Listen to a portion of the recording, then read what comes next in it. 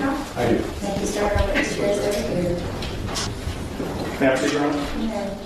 No. Dr. Wu, can you state your full name and introduce yourself to the jury?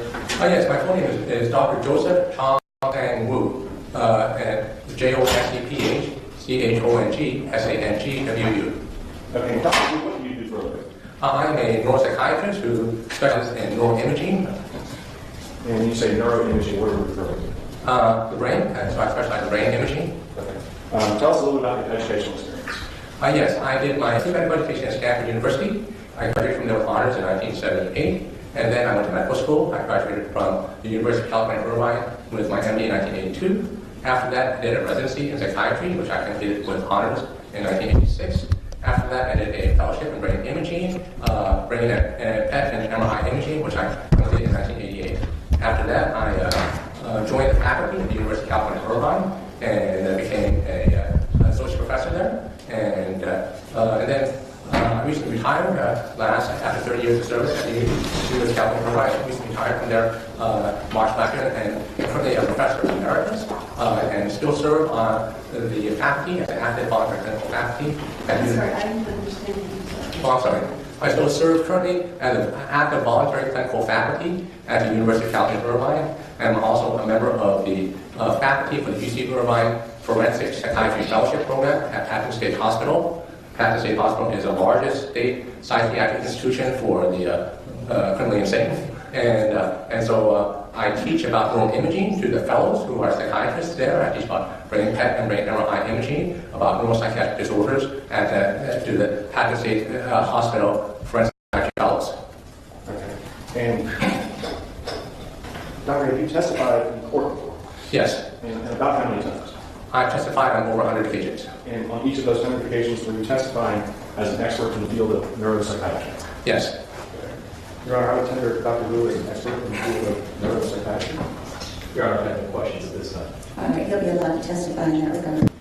Dr. Wu, have you prepared a PowerPoint presentation to assist you in testifying today? Yes, I have. Okay. And that's what's up on the screen right now? Yes. And Dr. Wu, can you tell us how you got involved in the case of the State Board of Wisconsin? I was contacted by Julie Schlax, and she asked me if I would be willing to do an MRI and brain PET assessment of Mr. Donald Smith. Okay. And some of the images that we're going to be looking at, we looked at yesterday with Dr. Colleen. Are you familiar with Dr. Colleen? Yes. And he is a neurologist, and you're a neuropsychiatrist. What do you bring to the table that's different from what Dr. Colleen did? The difference is that I focus more on the mental illness aspect of brain imaging, and so I looked at things like schizophrenia, depression, autism, substance abuse, and so as a psychiatrist, we're generally more interested in those type of mental illnesses, but there is a substantial overlap between neurology and psychiatry in areas such as brain injury, where both neurologists and psychiatrists see individuals with, for example, traumatic brain injuries. Okay. And Doctor, before we get into your presentation, you're familiar with an X-ray, right? Yes. And why would it not be very beneficial for us to use an X-ray of Donald Smith's head or his brain? Well, X-rays are fairly primitive technology. They've been around for over 100 years, and they don't allow us to look at a lot of the different properties of the brain that newer, more sophisticated MRI imaging or PET imaging allow us to look at. Like, for example, with newer MRI imaging, we can look at the cables that connect different parts of the brain to one another. They're like internet cables or phone cables, and you can see whether or not these cables are disrupted or torn in some ways, and you can't see that with X-ray. Or you can look at things like the ability to measure very small parts of the brain with very high precision and accuracy. Areas of the brain that are involved with things like emotional regulation, like the amygdala, and you can't do that kind of thing with X-ray. Or you can look at things like the ability to measure how much sugar is being consumed in different parts of the brain. Sugar is the main fuel for the brain, and so we can use sugar consumption in different parts of the brain to determine if there are abnormal patterns consistent with histories of brain injuries. We know that X-rays are generally very insensitive for detection of most traumatic brain injuries, whereas these newer, more sophisticated MRI or PET imaging are much more accurate and better. Okay. Could I interrupt for a minute? If you'd ask your witness to slow down a little bit. He's clearly very familiar with his field, but the rest of us are not. Yes, sir. And for the jury and for the court reporter and the jury, it would be easier. I'm sorry about that. That's why you don't have to be sorry, but if you could just slow down. I'll do my best. Yes. Thank you. Okay. And Dr. Wu, you mentioned the MRI and the PET scan. Are those the most advanced machines, so to speak, for looking at the brain? Well, the MRI has many different capabilities, and so the capabilities I'll be discussing with the MRI involve some of the newer, more advanced, what we call sequences or capabilities, including diffusion tensor imaging, or the ability to measure white matter hypointensities. And so these are all newer, more advanced MRI imaging capabilities that are not oftentimes used in your average hospital.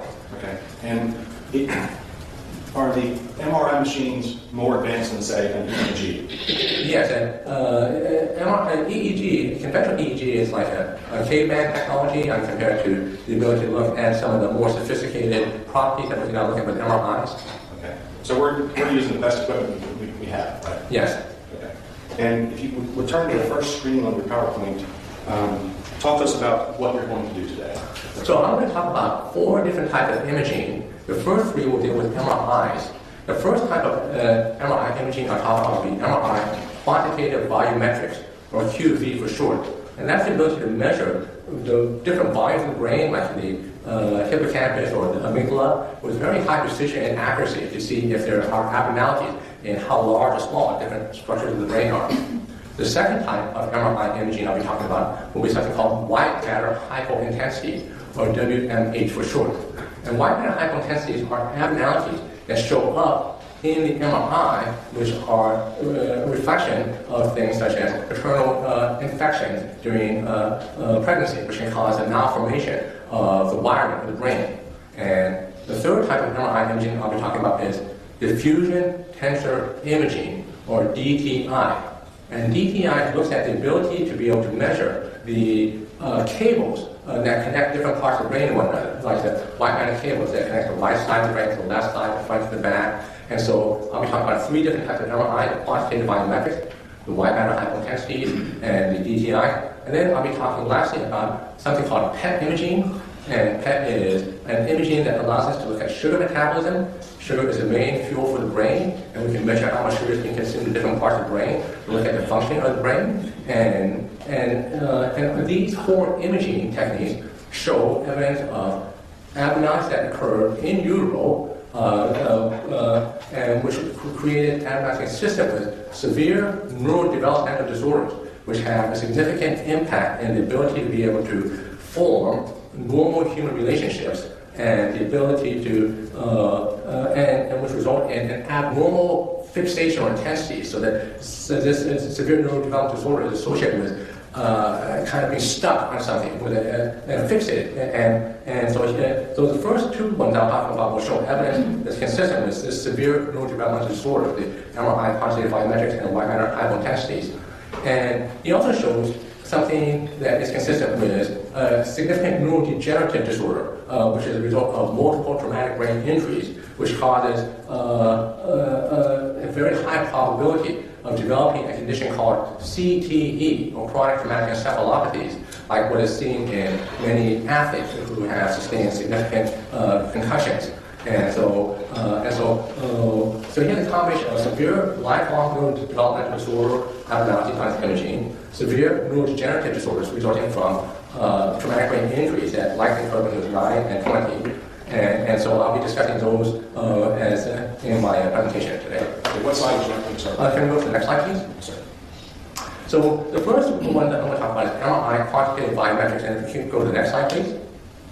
So MRI quantitative volumetrics is the ability to be able to measure different parts of the brain, like the hippocampus or the amygdala, with very high accuracy. And this has only been possible in the last 15 years with the advent of computing technology. When I was a medical student and resident, we used to measure all these things. The limiter said it would take literally like a week to measure all different parts of the brain. But with advanced computer technology, we can develop algorithms that can categorize different parts of the brain and measure them with very high precision and accuracy. It's something that we used to do by hand manually. That would take weeks, we can now do in minutes. And so a lot of this was developed with significant government support and then privatized. And so there's a company called Cortex, which has an FDA-approved license for the measuring of brain volumes. And so let's go on to the next slide, please. And so this is an example of what we call brain segmentation and differentiation. So that we have algorithms that can say, okay, this is the gray matter. So the pink stuff is gray matter, the white stuff is the white matter that connects different pink stuff with gray matter, and then the green stuff represents things like the amygdala, the hippocampus, and the brown is the cerebellum, and so we have computer algorithms that can separate out what's gray matter, what's white matter, what's the amygdala, which is an important emotional center, with very high precision and measure them. And if we can go on to the next slide, please. And so this has been subjected to multiple peer review, and it turns out that they're much more accurate than the average radiologist at detecting atrophy. The human eye is not very good at detecting, for example, a 10 to 15% decrease in volume or change in volume, even if it's very significant. Whereas these type of technologies are very accurate, and if we can move on to the next slide, please. And so NeuroQuant is one of the software that we'll be using. And you mentioned peer review. What do you mean by peer review? Peer review means that other doctors and scientists who are specialists in the area have reviewed the article that's been published and have deemed this to be scientifically and medically accurate. And so this is not junk science. This is something that has been reviewed by other scientific doctors and published and then decided by other doctors.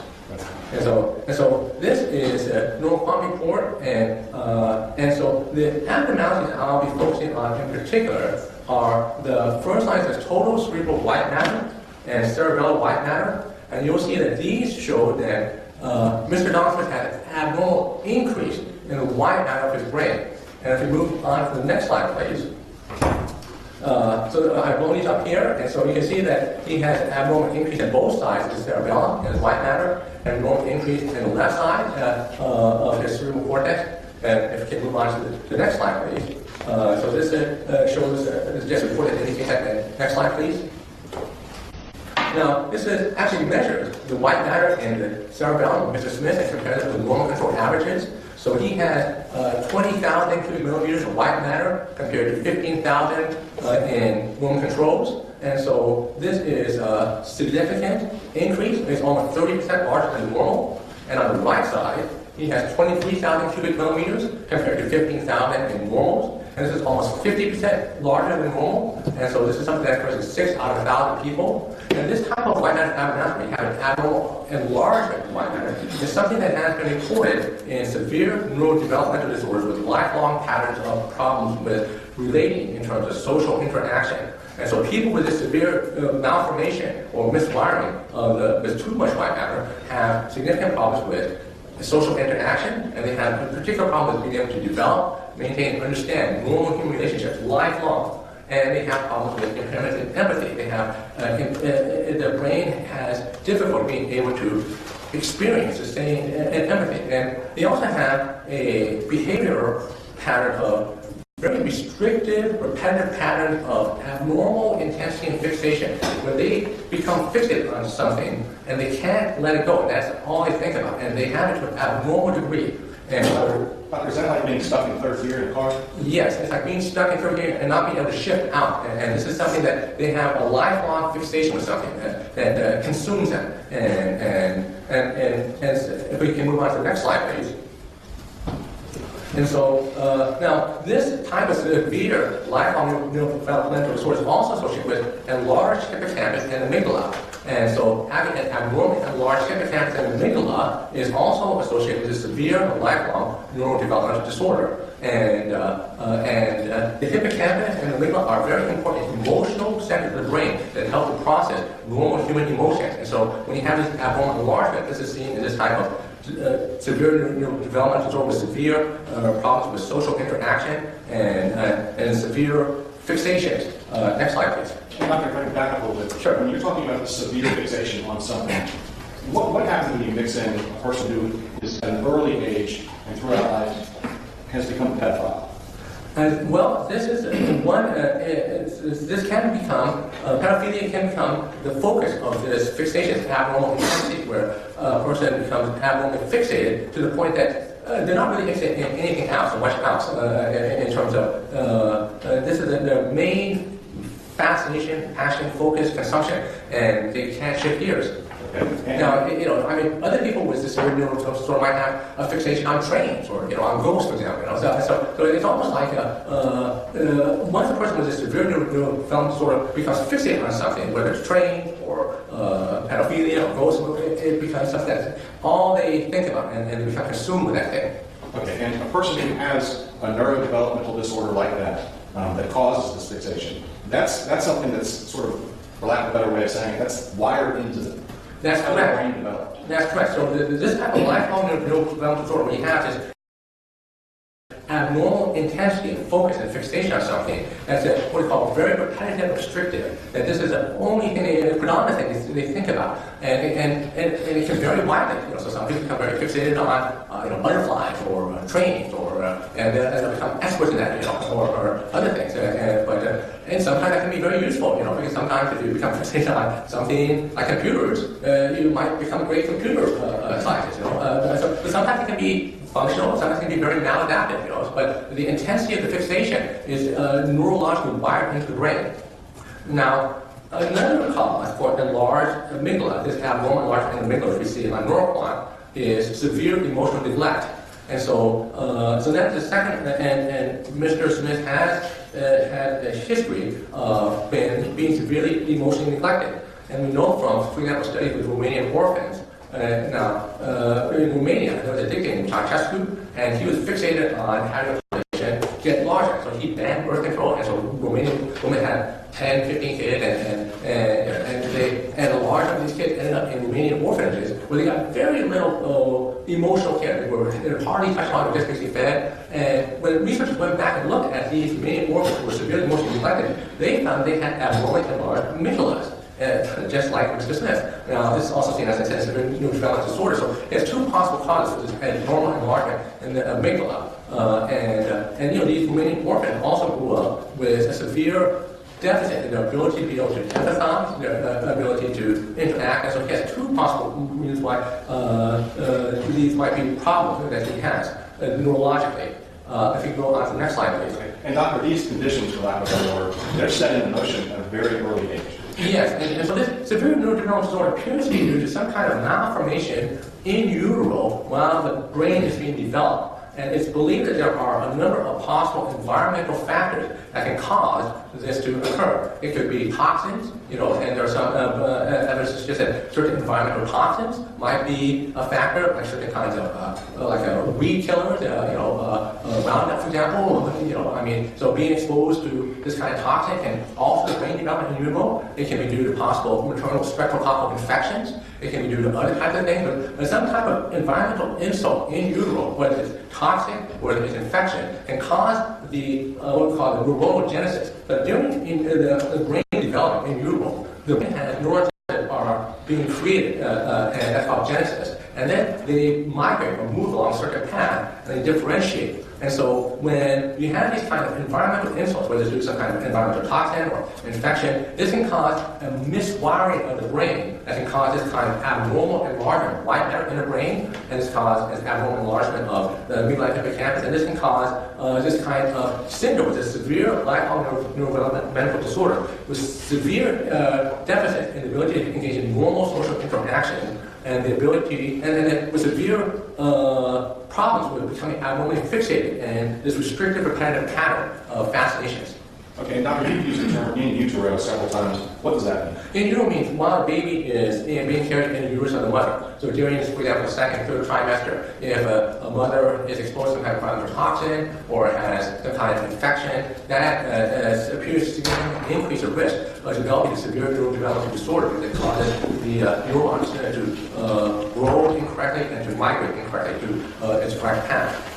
Now, he also shows abducted and MRI quantified metrics that are right-sided. So on the neuroquant, he shows a right-sided cerebral brain matter decrease. Now, using a different kind of MRI imaging software, we're also seeing an abnormal decrease in the right forebrain parenchyma compared to the left side. That's 3 standard deviations above the norm. So that normally, the normal brain slightly low right side, 33.6 was 33.18. His is actually smaller on the right side, 32.3 was 32.87. And this is just a significant abnormality. This is about a 1 in 1,000 chance of occurring by chance alone.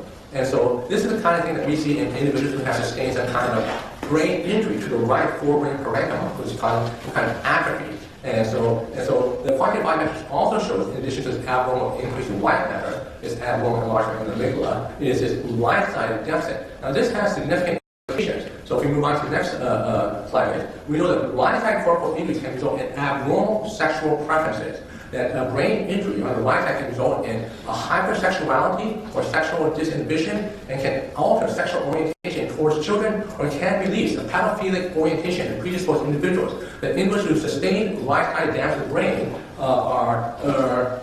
it can either alter their normal sexual preferences and change their normal sexual object preference, so that if someone normally prefer adults, it can actually cause a neurological shift towards children. And there are documented reports of right-sided brain injuries that where you see an individual's sexual orientation of what they're attracted to shift as a result of this. And so this is a right-sided injury is known to do this, and he has a right-sided injury in the cortex that's measurable on neurons. And let's see if we move on to the next slide, please. And Doctor, when you say it is known to do that, are you referring to out in the medical world, that idea has been peer-reviewed by professionals, and it's just something that doctors think now? Yes, I mean, this is a peer-reviewed medical speculation. Right-sided injuries to the brain can cause alterations in sexual preference or sexual object preference, and can actually it appears to be associated with an increase in pedophilic orientation. So those are some of the findings that we see on the MRI quantitative volumetrics.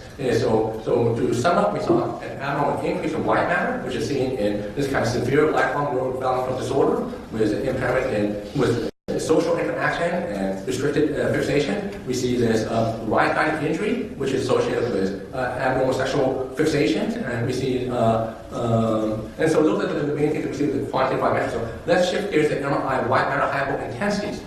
Now, white matter hypointensities are another way of looking at abnormalities that are a result of malformation cortical development due to early neurogenesis, maturation, and migration.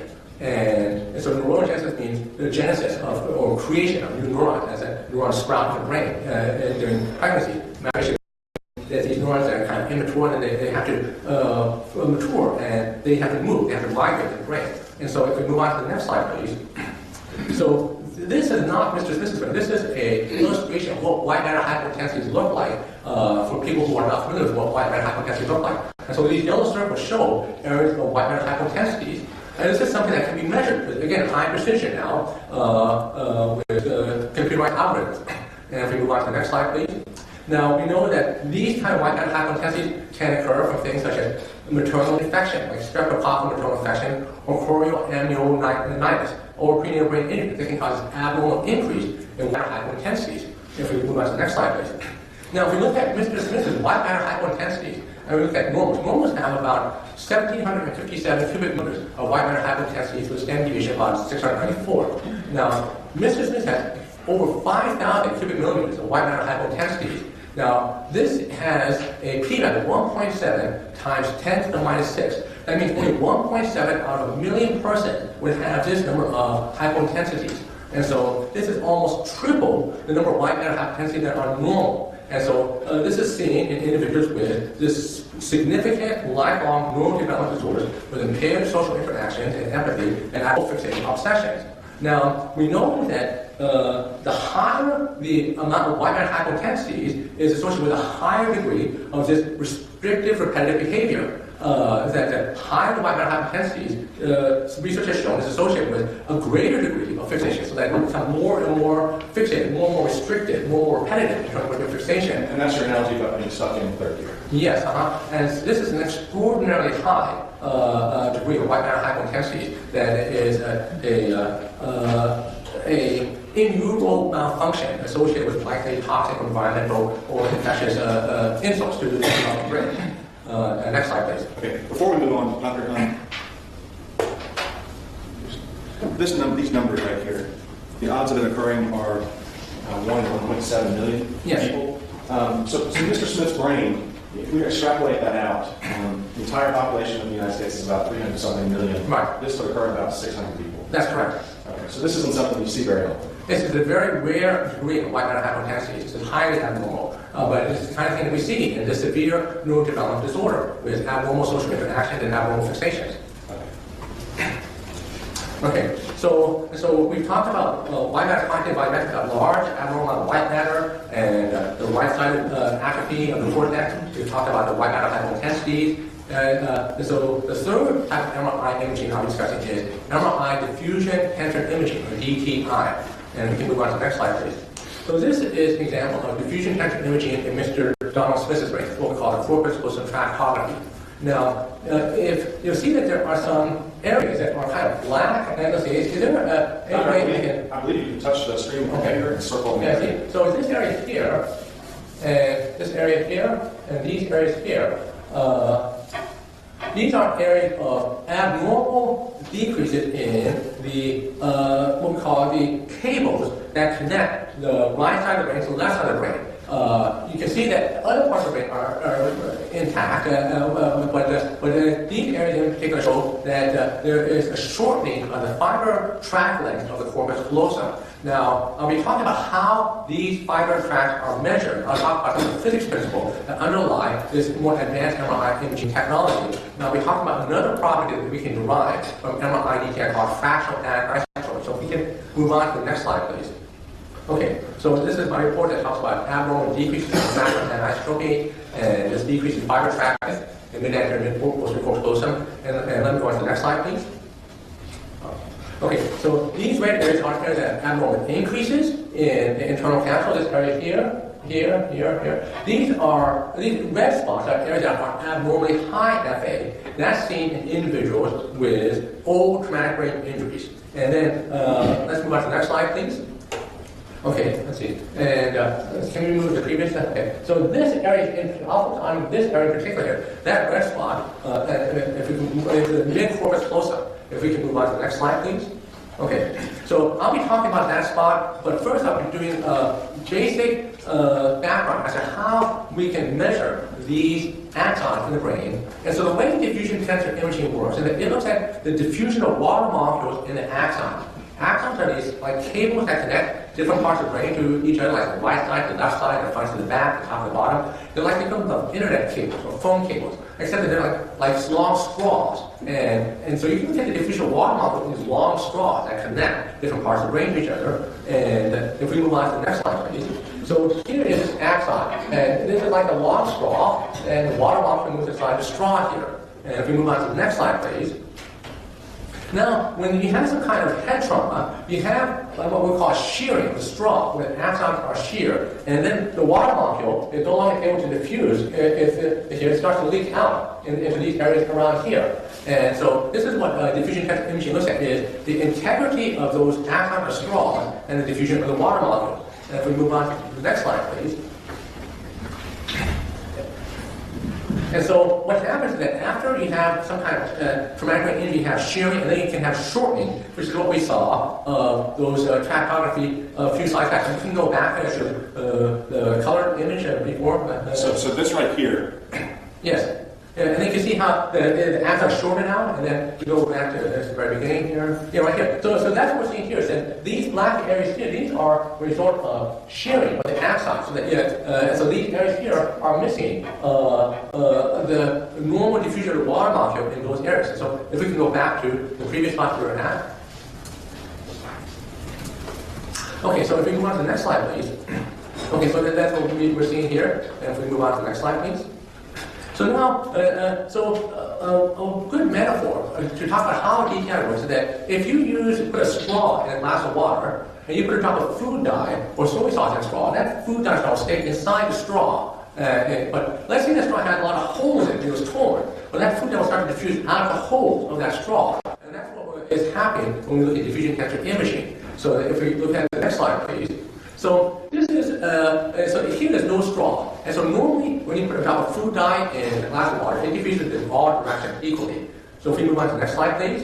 So this is what we call isotropic diffusion. Like you've heard it from isosceles triangle, which is 3 right-sided equal lengths. Well, iso means equal, and so isotropy, like atrophy, it means shape. And so isotrope means that water has a tendency to diffuse isotropically in all directions. But if we move to the next slide, please.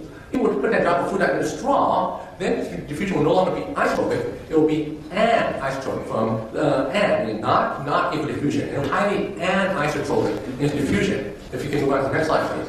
And so here is a straw which has 100% fractional anisotropy, and here is no straw with 0% fractional anisotropy. And so you can actually look at this as a series of fractions that go from 0 to 1. And so areas of the brain that have, say, intact axons will have a higher fraction, like say 0.7, whereas areas of the brain that have damage will have a lower fraction, like 0.5, which will be closer to 0 and further away from the 1.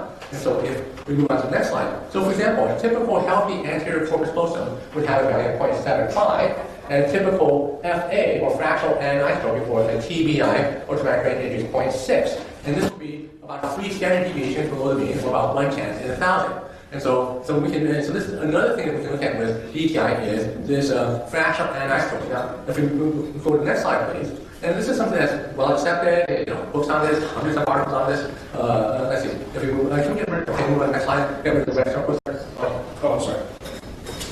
Okay, so now I show you that rest spot here. So here I've blown this rest spot up for the jurors to be able to have a closer look at what's going on here. And I measured the FA in that red spot, and I measured that FA in normal control. Normal control FA value in that particular area is 0.63, with a standard deviation of 0.04.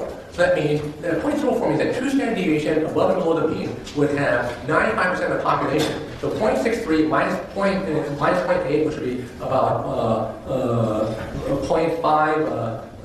Let's see, it would be like 0.5 through 7, something like that, and then 0.8 above, 0.701. That would be like 95%. And then 3 standard deviations would have like 99% of the population. So 0.12 is like from 0.51 to like 0.75 would have 99% of the population. He is almost 8 standard deviations out from the mean. Now the chances of this occurring randomly are 3.8 times 10 to the minus 14th. That is 3.8 out of 100 trillion. Now, to help the jurors visualize, what does this mean? What does 100 trillion mean? So, for example, a million seconds would be 11 and a half days. That's 10 to the 6. A billion seconds, 10 to the 9, it would be 32 years. A trillion seconds would be 32,000 years. And so this abnormality in the FA is something like 3.8 out of 100 trillion. Now, to look at the Earth's population has about 12 billion people, roughly, I think, yes. So, the chance of this occurring in any normal human being on Earth is essentially 0, and so this is a highly abnormal decrease in FA, but it's a kind of abnormal decrease in FA that I see all the time in people who have sustained significant brain injuries, and especially older brain injuries. And so this is not at all uncommon in individuals with serious, with a history of significant brain injuries. And so, let's see. So the chance of this occurring naturally or just by chance are astronomical, but you do see it in people that have brain. In normal, it would be 3.8 out of 100 trillion, which essentially means about as close to 0 as you can get mathematically.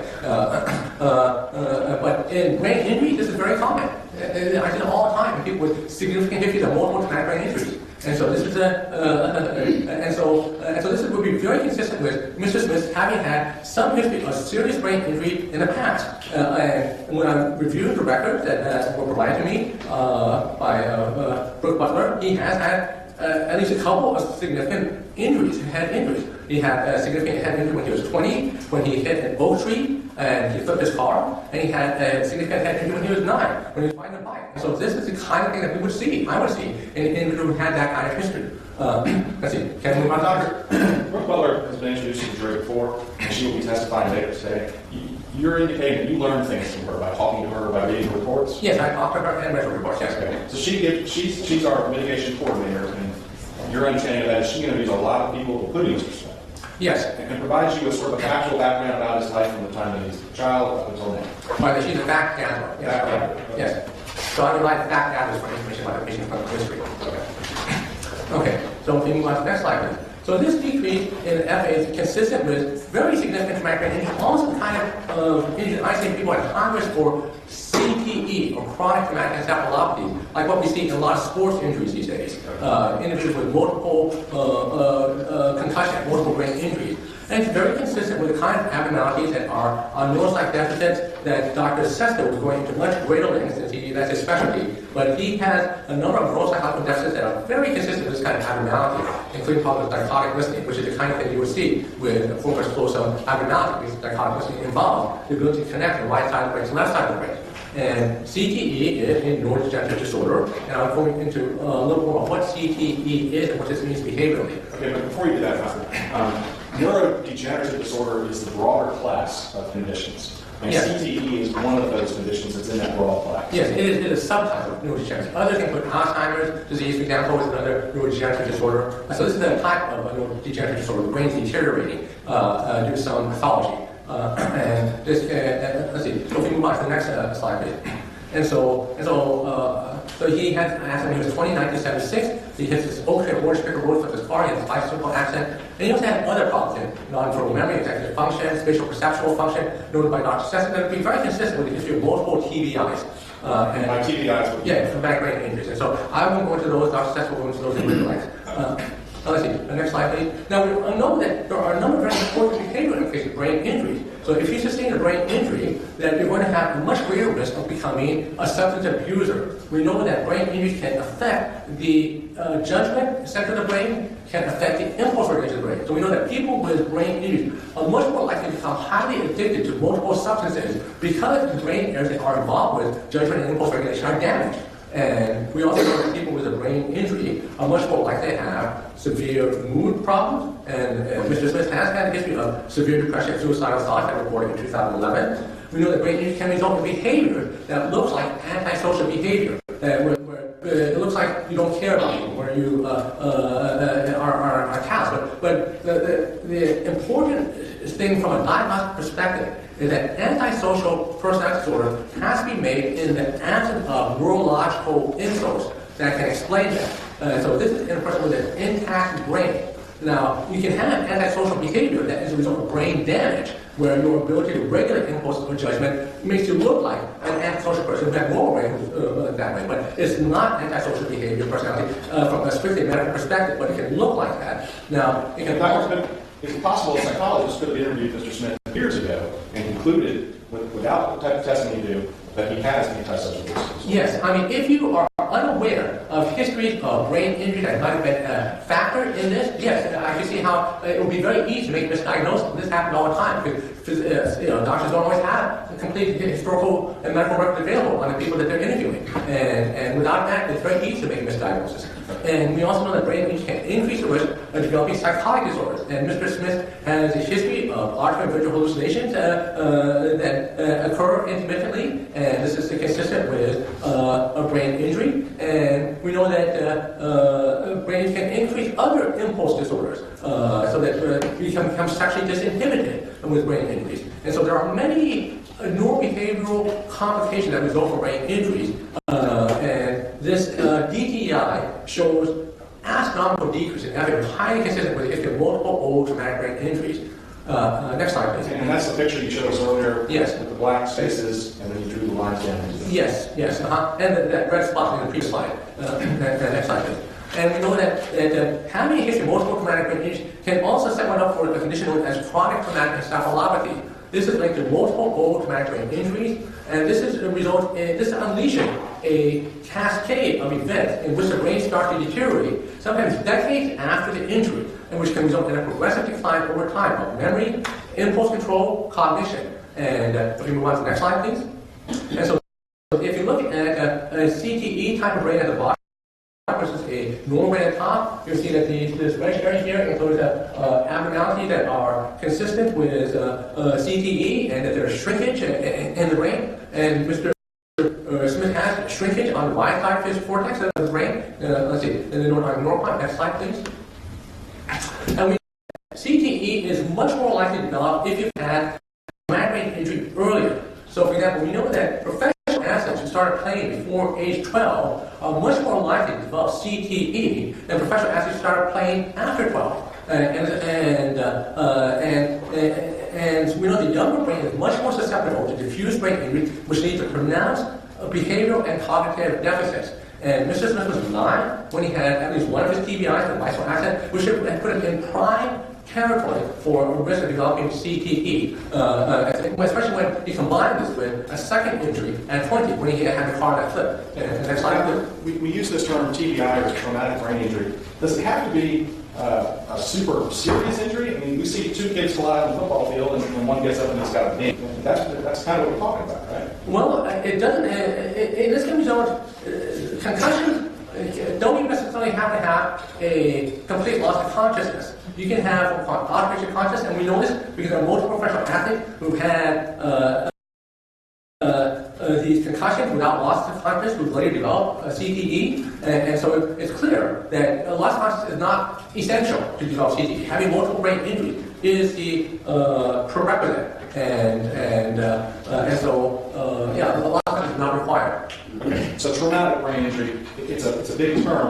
but it doesn't necessarily have to be a big trauma, right? That's correct. That's correct. We know that multiple concussions can set one up for this. And let's see, the next slide, please.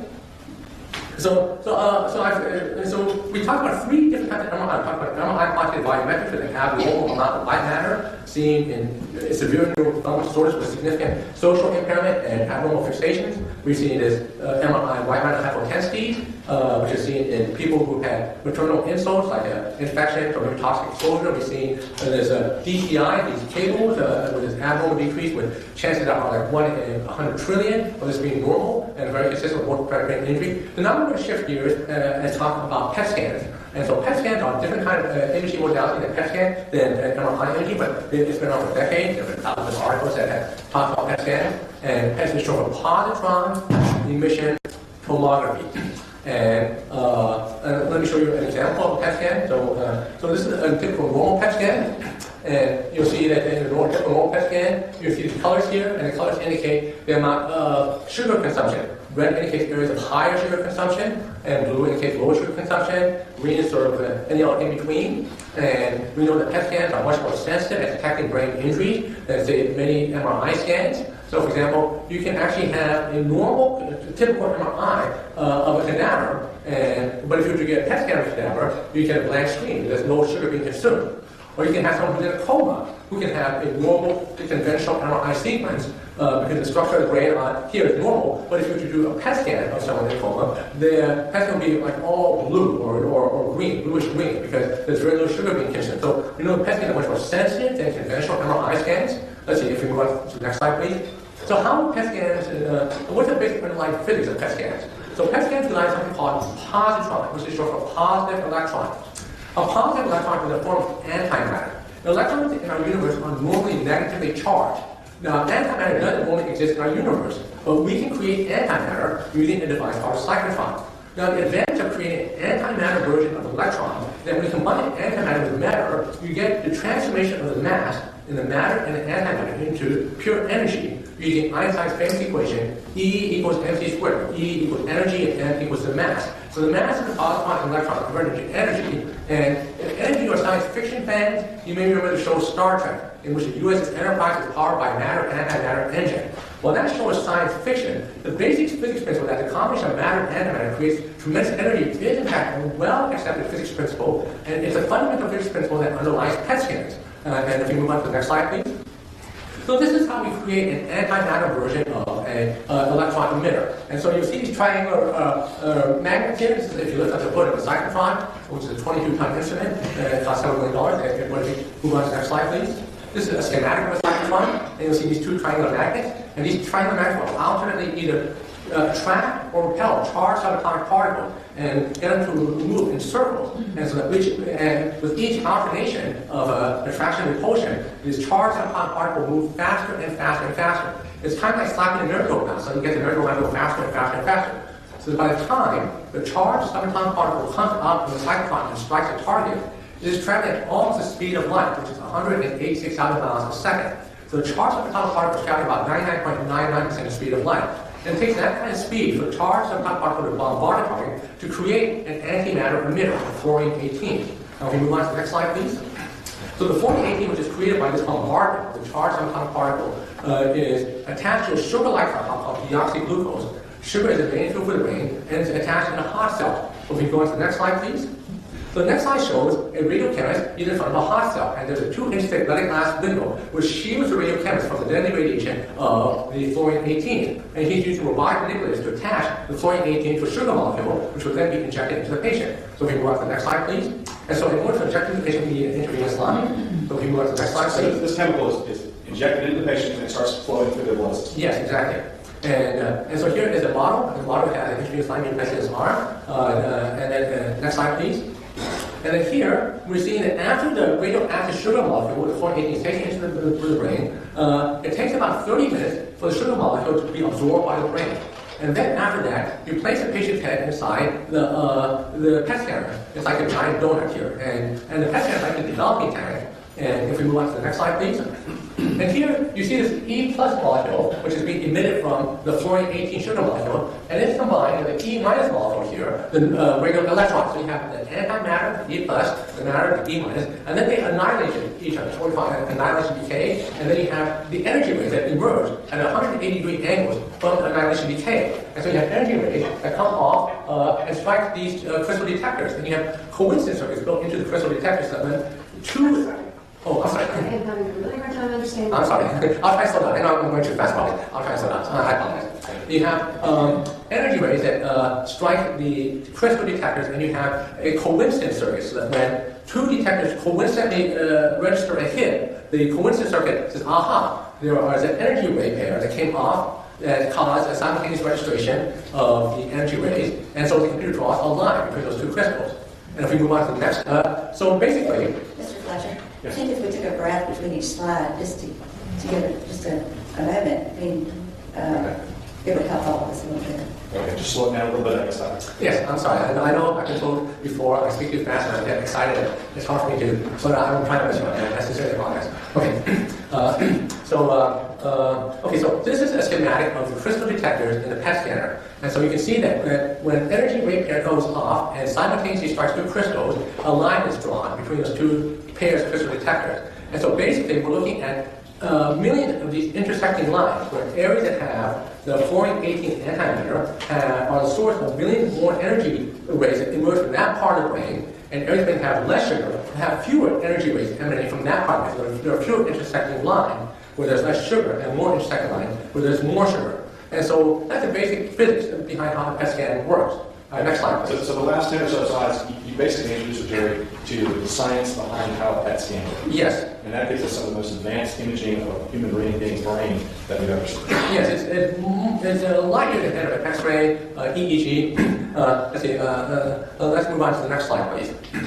So we can remove the red marks there. So PET scans are approved by Medicare, for example, to assess Alzheimer's disease. It's much more sensitive and accurate at detecting Alzheimer's disease than your typical MRI scan. And so you'll see that there's less sugar being consumed here in this part of the brain compared to an age-matched control. It's less red. And let's see, if we move on to the next slide, please. If we can remove those red marks again. And so here, this is a three-dimensionally rendered view of an Alzheimer's disease patient brain compared to an age-matched control. And you'll see that there's a blue area here. There's less sugar being consumed in that part of the brain. Let's see. Next slide, please. And so we know that PET scans are considered reliable for things like Alzheimer's disease, and they can help confirm diagnoses. Next slide, please.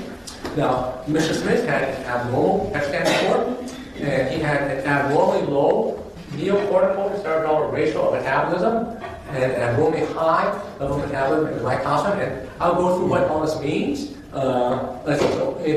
We can move on to the next slide, please. And we can clear the red marks away, please. So this area here, this is the cerebellum here. Now, the cerebellum is this part of the brain, the back. It's a small part of the brain, the back of the brain. It's involved with things like coordination and balance. And normally it's colder than the rest of the brain, the neocortex on top, the frontal, parietal, temporal lobe area. So normally the neocortex is hotter than the cerebellum in the back. And you can actually make a ratio that looks at the metabolism in the neocortex in the numerator, the metabolism in the cerebellum, in the denominator. And so in the normal brain, the neocortex, which would be the rest of this area here, would normally be significantly hotter than the cerebellum. So just eyeballing this, I can say this is an abnormal scan. Now this is obvious to someone who has looked at a lot of patients with like CTE, or likely CTE of traumatic brain injuries. if you're the kind of physician who doesn't see a lot of traumatic brain injuries, you probably wouldn't recognize patterns. You probably wouldn't have seen it. The average physician who does PET scanning doesn't see a lot of brain injuries. The average physician who does PET scanning does mostly tumors. And so if they saw this, they might say, oh, this doesn't show any tumor, so this must be a normal scan, because they're unfamiliar with this kind of pattern. My subspecialty is brain injury, and I see this pattern a lot, and it's not just my visual read, which is abnormal, but it is quantitatively and numerically and statistically abnormal, and I'll show you the statistics of how I derive this quantitatively. And let's see if we can go on to the next slide, please. Let's remove the red marks again. So, as is well documented, visual analysis may be insufficient to uncover subtle metabolic disruption. More objective methods will be helpful for you to textbooks like an SPM. And so that's what I've utilized is statistical parametric mapping, so an objective method for assessing abnormalities. So if I can move on to the next slide, please. And so this is invaluable. Now, SPM is not normally used clinically, but it's very helpful in forensic cases, especially in life and death matter cases where it's important to rely on numbers, not just eyeballs and image. Okay, the next slide, please. And so if I do a statistical parametric map analysis of Mr. Smith, you'll see that he shows these abnormalities, black spots here in the cerebellum, which are highly abnormal. And if I move on to the next slide, please. Okay, so these abnormal statistical increases are 5 standard deviations abnormal. So this means 2 out of 10 million would have this kind of abnormality on a PET scan. And so this is not just my visual read, this is statistical and objective numerical data, which shows this is a highly abnormal brain pattern. If I move on to the next slide, please. Okay, and so we look at this ratio here of the neocortex here, and look at this compared to the cerebellum here. Normals have a neocortex that is hotter than the cerebellum. So Mr. Smith's neocortex is actually colder than the cerebellum. And the reason why it's colder than the cerebellum is when you have a history of multiple traumatic brain injuries a long time ago, this causes diffuse damage throughout the brain. So the amount of sugar being consumed in the neocortex is much colder than normal. And this is a significant abnormality. Neocortical cerebellum abnormality is 3.3 standard deviations below the norm, or roughly 9 out of 10,000. Let's see. And then if you move on to the next slide, please. Now, this is the kind of pattern I see all the time in athletes who are at high risk for CTE. This decrease of corticosteroid is something that's been published in peer-reviewed literature. I was one co-author of this publication. The next slide, please. Now, he also shows an abnormal increase in this area of the brain here, the colostrum. This is an area of the brain that is part of the temporal lobe area. This is the kind of abnormality that we see in certain forms of like seizure disorders, something called epilepsy spectrum disorder. And so this, and we know that brain injuries can cause this abnormal increase in activity in the part of the brain. Now this is the part of the brain that's also involved with sexual preference, with sexual, and so this is an abnormal excitation, likely due to some kind of epileptic spectrum disorder, likely due to traumatic brain injury, in an area of the brain that involves regulation of sexual behavior. Next slide, please. Okay, so if you can move that red part again. And doctor, just to remind you, you're going to talk a little bit about tissue announcements, and this is stuff that we got from Brooke. Yes, and the reason why I want to talk about that, in addition to the brain imaging, is that neuroscience literature is very clear that there is a synergistic interaction between having brain damage and having an adverse environment, which includes abuse. That if you have a adverse environment which includes abuse, like being molested or being neglected, when your brain is intact, you're much more likely to grow up normal. But if you have a damaged brain and you have a abuse or neglect, you're much more likely to act out violently. And so there's a synergy there. And so the reason why this is important is because there is a synergistic interaction between the neurodevelopmental abnormalities that Mr. Smith was born with from likely maternal insults such as toxic exposure or infection, which causes neurodevelopmental disorder with severe social interaction impairments and severe abnormal fixations. And he has this neurodegenerative disorder, which he acquired from multiple traumatic brain injury, which is an abnormal decrease in the connection to white matter and abnormal reduction of sugar metabolism. But he's also, in addition to those two major sources of brain abnormality, had multiple adverse life events, including being molested when he was 8 years old by 2 older boys, being emotionally neglected, being raped in 1997 by 2 male inmates. And so the combination of having multiple abnormalities from neurodevelopmentally acquired malformation of the brain wiring, and then brain injury and being molested and neglected and abused results in catastrophic failure of impulse control. Let's see, so if we move on to the next slide, please. And so we know that brain injury can affect impulse control, and that the parts of the brain that act like brakes. Everyone has impulses, but generally we curb our inappropriate impulses. We have an intact brain that says don't do that, you know. But when your brain is damaged, either from a neurodevelopmental defect, from a maternal insult like an infection or toxic exposure, or brain injury, we know that that ability of the brain to curb impulses is damaged, and so we much like to act out. Let's see, and we know that brain injury can increase the likelihood of having other impulse control problems like drug abuse. We know that drug abuse can be a form of self-medication, that people try to use drugs to help treat their depression. If they're depressed, they try to use stimulants to make them feel better, or if they feel anxious, they try to use these things. But we know that these stimulants or other things can cause a catastrophic failure of impulse control, so that your attempt to self-medicate your depression it's like trying to put out a fire by pouring gasoline on it. You know, I mean, it is the exact opposite thing you should be doing. But when people are brain injured, their judgment's impaired, their impulse regulation is impaired, they're depressed, they try to self-medicate, the things that they try to use to self-medicate can paradoxically severely exacerbate the impulse problem that they have as a result of brain injury. And so, let's see. So if we move on to the next slide, please. And so just to summarize, Mr. Smith has significant MRI quantitative volumetrics and MRI white matter hyperintensity findings consistent with a severe neurodevelopmental disorder and neurodegenerative disorders. His MRI quantitative volumetrics showed abnormal amounts of white matter, 30-50% higher than normal in the cerebellum, and consistent with a severe neurodevelopmental disorder characterized by profound lifelong impairment in the ability to develop normal relationships and with a profound abnormal intent fixation. And he also shows right-sided cortical atrophy on the quantitative volumetrics, which would affect his sexual preference choice. Oh, can we go back? I have to finish that. And then the white matter hyperintensity also showed an abnormal increase, almost triple the number. Again, consistent with severe neurodevelopmental lifelong disorders, which have caused things such as maternal streptococcal infection or toxic exposures like weed killers or other things. Let's see. And then the next slide. Then he also has significant MRI DTI FA abnormalities, where his FA shows an almost 50% decrease in the mid-corpuscle with a chance of that occurring 4 out of 100 trillion. You know,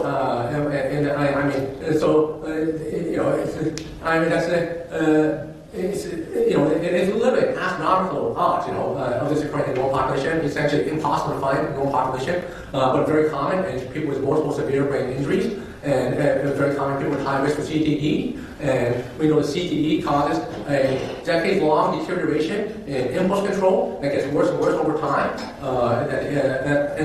He also shows PET scan findings, which show an abnormal decrease in neocortical cerebellar ratio, similar to those of people at high risk for CTE. And if we move on to the next slide, please. And so he has instead of a perfect storm with severe miswiring of his white matter from likely ineural insults from toxic exposure infections and multiple head traumas. And in addition to all of those, he also had a history of being sexually traumatized, abused, and physically and emotionally abused and neglected.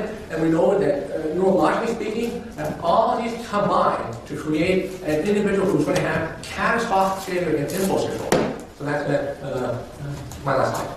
Okay, we have a couple, one or two specific follow-ups.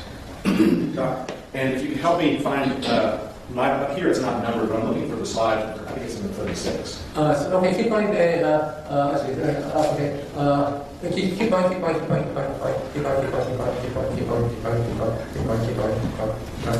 Okay, I think we passed it. Let's see. No, actually, we have. Keep going. Sorry. Forward. Down for the bottom. Okay. Doctor, if a person has a heart attack and their brain is deprived of oxygen for an extremely long time, would you see that on an MRI? You could see that on an MRI, but you wouldn't see it localized. What do you mean? The localized means just one area of the brain. So this is the area of the brain, and it's the most frequent area of the brain for abnormal decreases due to traumatic brain injuries. And it's just because the way the corpse are shaped, it's shaped like a long tree branch that goes down like a U. And when you have a concussion, that bottom of the U is where the subject's the most shearing force. And so that's the area of the brain that's going to be the most disrupted. And so this is the area that we see. But with an anoxic episode, you won't see it localized in that area. You would see it. What is an oxy? Anoxic episode, like if you had a cardiac arrest and you were without oxygen for a number of minutes, you could see this kind of decrease will be throughout the whole brain, not just in this one area. Okay, so would we see the red everywhere? Yes. Okay. And Dr. heart attacks happen in different ways. The person had a heart attack while walking, right? Yes, that's right. It doesn't necessarily mean they fall over and pass out or black out for 10 minutes. That's right. Okay. That's all I have. Thank you very much. Cross-examination? Your Honor, should we take a break just to... I think so. Let's take a 15-minute break. Thank you. Thank you. You may be seated. Thank you, Your Honor. May it please the court. Good morning, Doctor. Good morning. Doctor, you're not licensed to practice medicine in the state of Florida, are you? No. In fact, the scans that you reviewed in this particular case, they had to be ordered by Dr. Colino because you can't even prescribe those scans. That's right. But despite the fact that you're not licensed to practice medicine in Florida, you've worked a lot in Florida, haven't you? Yes. In particular, you've worked in capital cases and in cases in which people have been accused or convicted of murder. Yes. Probably in excess of 40 times, what'd you say? Yes. And you charge for your services, right? Yes. How much? I believe it's $300 an hour. $300 an hour. How much time have you already devoted to your work in this particular case? I would estimate, I'm not sure. I would say maybe 30 hours, 23 hours. So somewhere in the neighborhood of between $6,000 and $9,000 worth of billable hours to this point in time. That sounds about right, yes. And then, of course, your travel today, right? And your Yes. testimony here today, that speaks to more. So roughly, you can make in a case like this somewhere between $10,000 and $20,000 by appearing as an expert witness in this case. That's probably about right, yes. Okay. And you've done so over 40 times with murder defendants here in the state of Florida. That sounds about right, yes. And surprisingly, each and every time you've been retained, you've found something wrong with each and every one of those murder defendants. The type of individuals who are generally referred to me are generally individuals with some significant neurological or neuropsychological impairment, so it's not surprising. But simply put, every time you've been retained by the defense in the state of Florida to look at somebody's brain, you found something wrong. I would say it's based on the type of patient population that's referred to me. I understand what you're trying to say, but I'm asking a very simple question. Every time you've looked at an inmate in the state of Florida, you found something wrong. Yes or no? I would say yes. And so you keep on getting hired for these kind of cases. Yes. Now, Dr. Wu, you have never met Donaldson, correct? That's correct. You have never spoken a word to Donaldson. That's correct. You are relying on the history or the information that was provided by a mitigation specialist and the defense attorneys in this particular case. Yes. So all that information that you're receiving didn't come from the defendant, but it came from what he's told other people. Yes. Or I believe with the mitigation specialist, it's also based on her discussion with other family members, friends, etc. Okay. But you've never been provided any hospital records to review in this case, right? I haven't seen any hospital records of the brain injuries. That's it. Okay, no medical records documenting brain injury. That's correct. Now, you also work as a psychiatrist, correct? Yes. In short, that's a medical doctor who specializes in psychiatric or psychological conditions. Yes. So you're very familiar, because you've worked in a forensic setting, with the term malingering, correct? Yes. And in short, malingering means faking or making up symptoms, correct? Yes. And wouldn't you agree, in a forensic setting, where you're going to come into court and the individual has an interest in what happens in the case, not a treatment interest, but an interest in the outcome, it's very important to determine whether or not the history you're being provided is accurate, correct? I would say it's important to try to get as accurate a history as possible, yes. And there are multiple instruments, psychological instruments, that are utilized to measure whether or not an individual is malingering or not. Yes, there are malingering incidents. And in fact, I think you referred to him earlier, Dr. Sesta, another one of the experts that was retained by the defense in this case, he had done some psychological testing to measure whether or not the defendant was malingering, correct? Yes. And in fact, he determined that the defendant was over-reporting or malingering symptoms, correct? Yes. To the point where Dr. Sesta's opinion was that it invalidated all the psychological symptomology that he was giving history of. Yes. So he was lying, so he couldn't be trusted. Yes. You've talked about TBI, traumatic brain injuries. Wouldn't you agree with me, doctor, that not everybody who suffers from a traumatic brain injury has impulse control issues? That's correct. So, not everybody who suffers from a traumatic brain injury also goes on cocaine binges, correct? That's correct. And what you're describing to me here when you're talking about traumatic brain injury, it doesn't sound very traumatic. You're saying a simple fall off a bike, walking into a wall, everyday occurrences could cause this type of injury.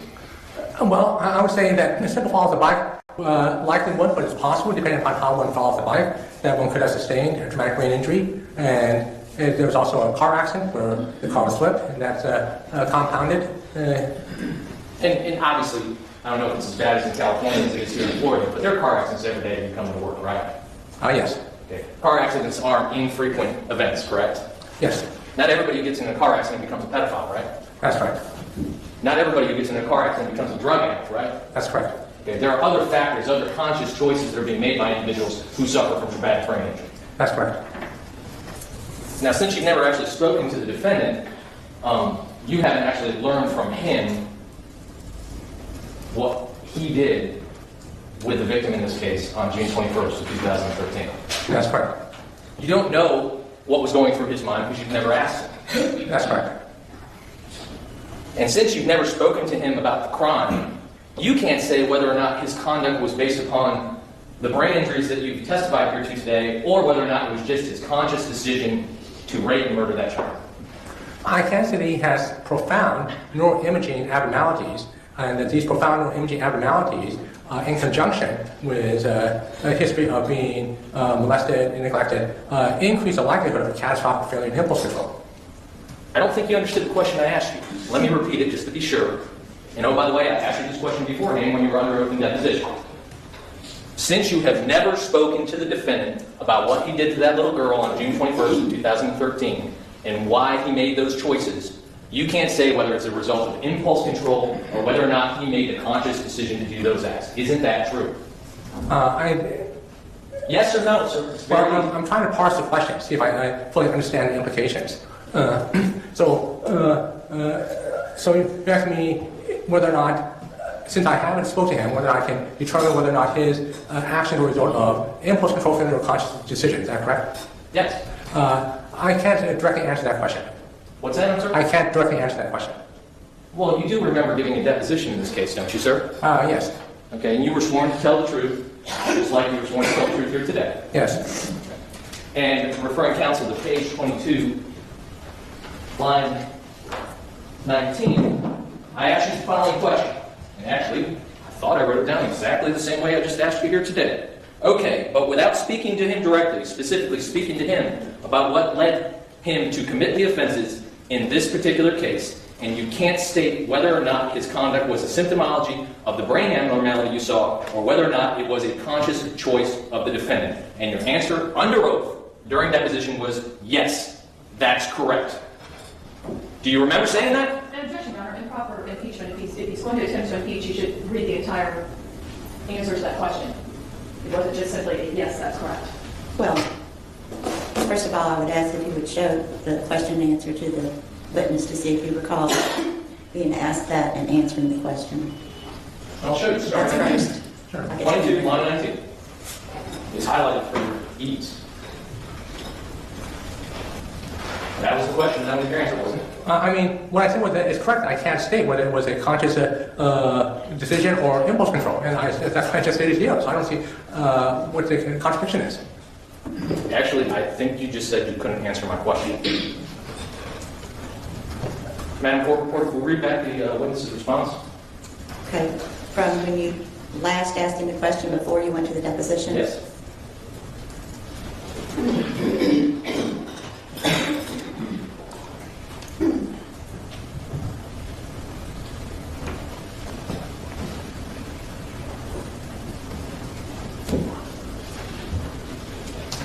It was before the objection, is that correct? Yes. Yes, it was.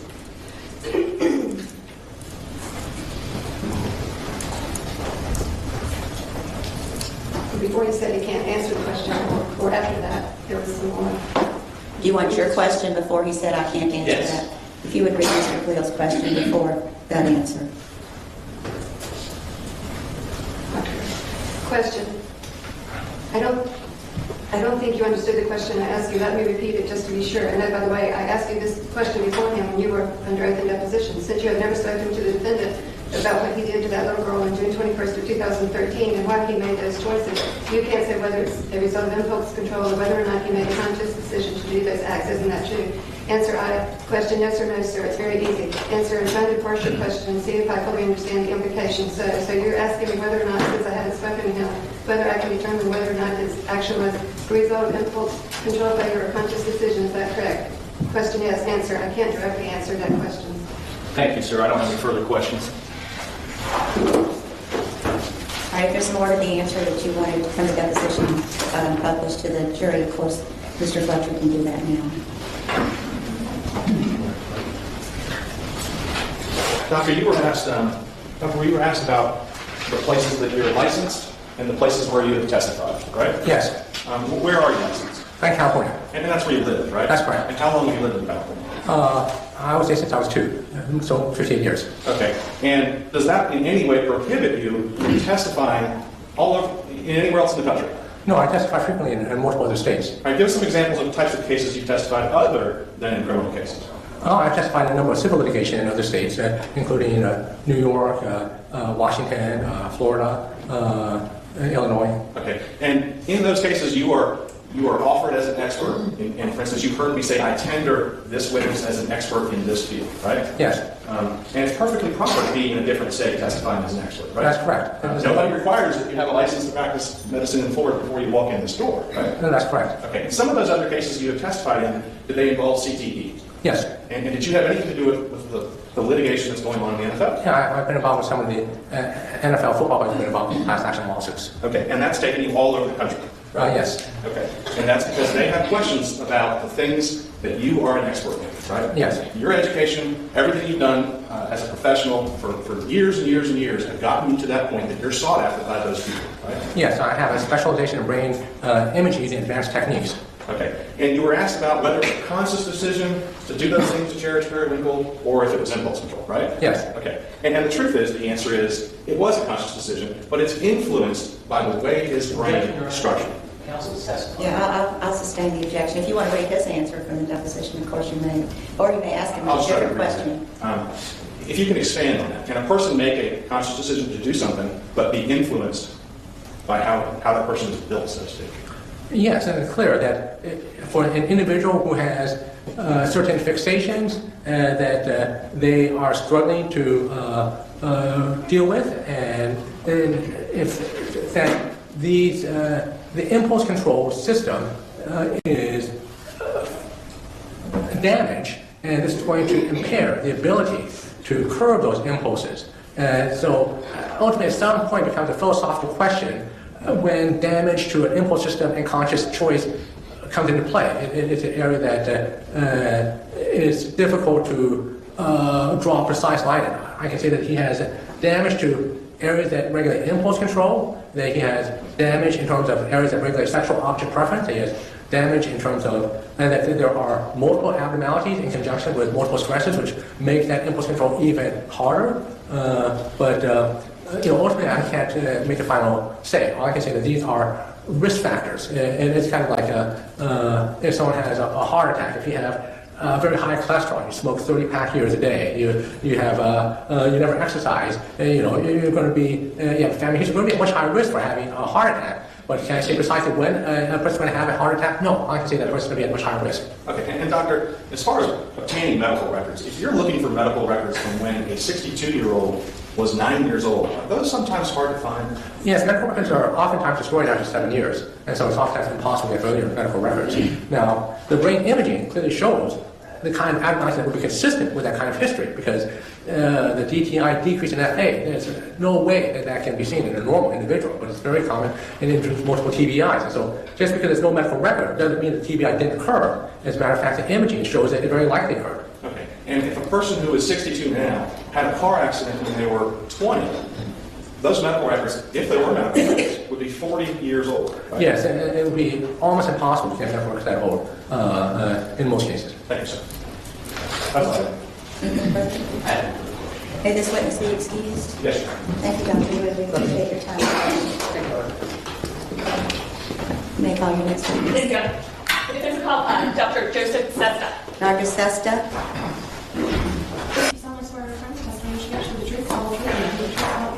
Thank you, sir. If you'll have a seat over this chair, please.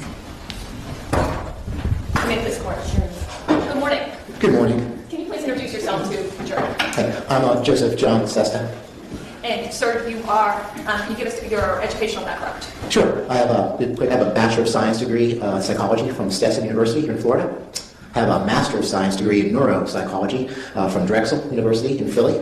I have a PhD in neuropsychology, also from Drexel, and I did a postdoctoral fellowship in the Department of Neurology at the University of Pennsylvania School of Medicine. I then did 2 more years of training in psychopharmacology, so I can practice medicine. I then did 1 year of internship and 1 year of residency in criminal forensic psychology at the Forensic Service at Florida State Hospital, and then a year of residency in brain trauma in Montgomery, Alabama. And sir, are you a licensed psychologist, neuropsychologist? I'm not licensed to practice psychology in Florida. I'm licensed to practice medicine in Louisiana. And how does that work? In terms of the licensure? Yes. I can sort of kind of a hybrid. I do both things. In Florida here, I'm a neuropsychologist. I predominantly see folks who have known or suspected neurological disease or brain injury and come in contact with the law. Sometimes in the civil court system, folks are suing for money. You get in a car accident, some chemical spill, and you get exposed to things. I see folks who are involved with the civil court system. And then I do mostly crimes that are punishable by life or imposition of the death penalty, as well as death penalty appeals when the defendant is thought to have some form of either neurological disease, brain damage, or perhaps some type of severe psychiatric disorder that requires evaluation. In my Louisiana practice, it's a little similar, pretty much practice psychiatric medicine. I see folks that come in, and I mostly prescribe medication for things like depression, anxiety, bipolar disorders, insomnia. Those are the big things that I see. So I have both a forensic practice here and a clinical practice in Louisiana. And how often are you in Louisiana doing your clinical practice? The first, I drive up there, I don't fly. Unlike my colleagues, I'm afraid to fly. So I drive from Florida to Louisiana the first full week of every month. Okay. And then the rest of the time you devote to your practice? Right, the rest of the time I'm here in Florida. Okay. And are you in fact board certified? I'm quadruple board certified. Okay, and what does that mean? Sure. I've been peer-reviewed and board-certified in adult neuropsychology. I've been peer-reviewed and board-certified in pediatric neuropsychology. I've been peer-reviewed and board-certified in medical psychology. And then I have a subspecialty in forensic neuropsychology, which is the application of neuroscience to legal proceedings such as this. Okay. And I'm not sure you told us, how long have you been doing this? This is year 26 for me. So I had my silver anniversary last year in September. This is my 26th year. Okay. And if you can, help us understand, because we've heard from a lot of people with different titles. And we've heard from a psychologist, and now you're a neuropsychologist. Yes. And we've also heard from a neurologist. Right. Help us understand. Sure. First of all, we're all psychologists, and there's neuropsychologists and forensic psychologists. We all start out with sort of the same training, and then we specialize in different areas. Neuropsychologists are especially trained in evaluating and examining brain function. Particularly, we're interested in cognition, that means thinking. We're interested in emotion and behavior, but we're interested in how it's related to diseases, illnesses, and injuries of the human brain, as opposed to childhood experiences and things that other clinical psychologists might look at more than we do. Not to say that we completely ignore those things, but the focus of our scope of examination is more on how changes in brain function have to do with changes in behavior and thinking and emotion. And as a result of that specialty, have you, in your experience and training, become involved here in the state of Florida in what they call SVP cases or the Jimmy Rice Law, the involuntary civil commitment? I have, right from the very start. The law started, I believe, the end of '99, and they came and solicited me for the job in 2000. And for 2 years, I was actually part of the state of Florida's sexually violent predator program team. I was a community evaluator. I'd go out to prisons, and I would see these gentlemen before they got to prison to see whether or not they should go out. And then I came and testified about it. And then since that time, I've been doing it in private practice. Since 2002? Right, so this is my 18th year doing sexually violent predator cases. So that's something that you continue even up including today? I saw 6 sexually violent predators last week and the week before over at the Florida Civil Commitment Center in Arcadia, Florida. So yes, I'm still very actively involved in this. And Your Honor, this time I would tender Dr. Joseph Sesta as an expert in neuropsychology, as well as the sexually violent predator program in Florida. No objection, Your Honor. All right, he'll be entitled to testify in that regard. And Dr. Sesta, I want to turn your attention to the case involving Mr. Donald Smith. Yes, You, in fact, have met with Mr. Smith, have you not? I have, yes. Okay. And was that as a result of a request for a neuropsychological examination? It was. And help us understand, again, number one, how much time do you end up spending with Mr. Smith? It's typically a full day. In this case, it took 5.3 hours. I don't break for lunch. We just bring lunch and spend the whole time with them. So it took almost 5.5 hours to examine him. Okay. And how does this differ from just a psychological assessment? Yeah. Well, we do more than talk to them, and we don't give we don't give ink blot tests or those type of things that you might typically think of with a psychological test.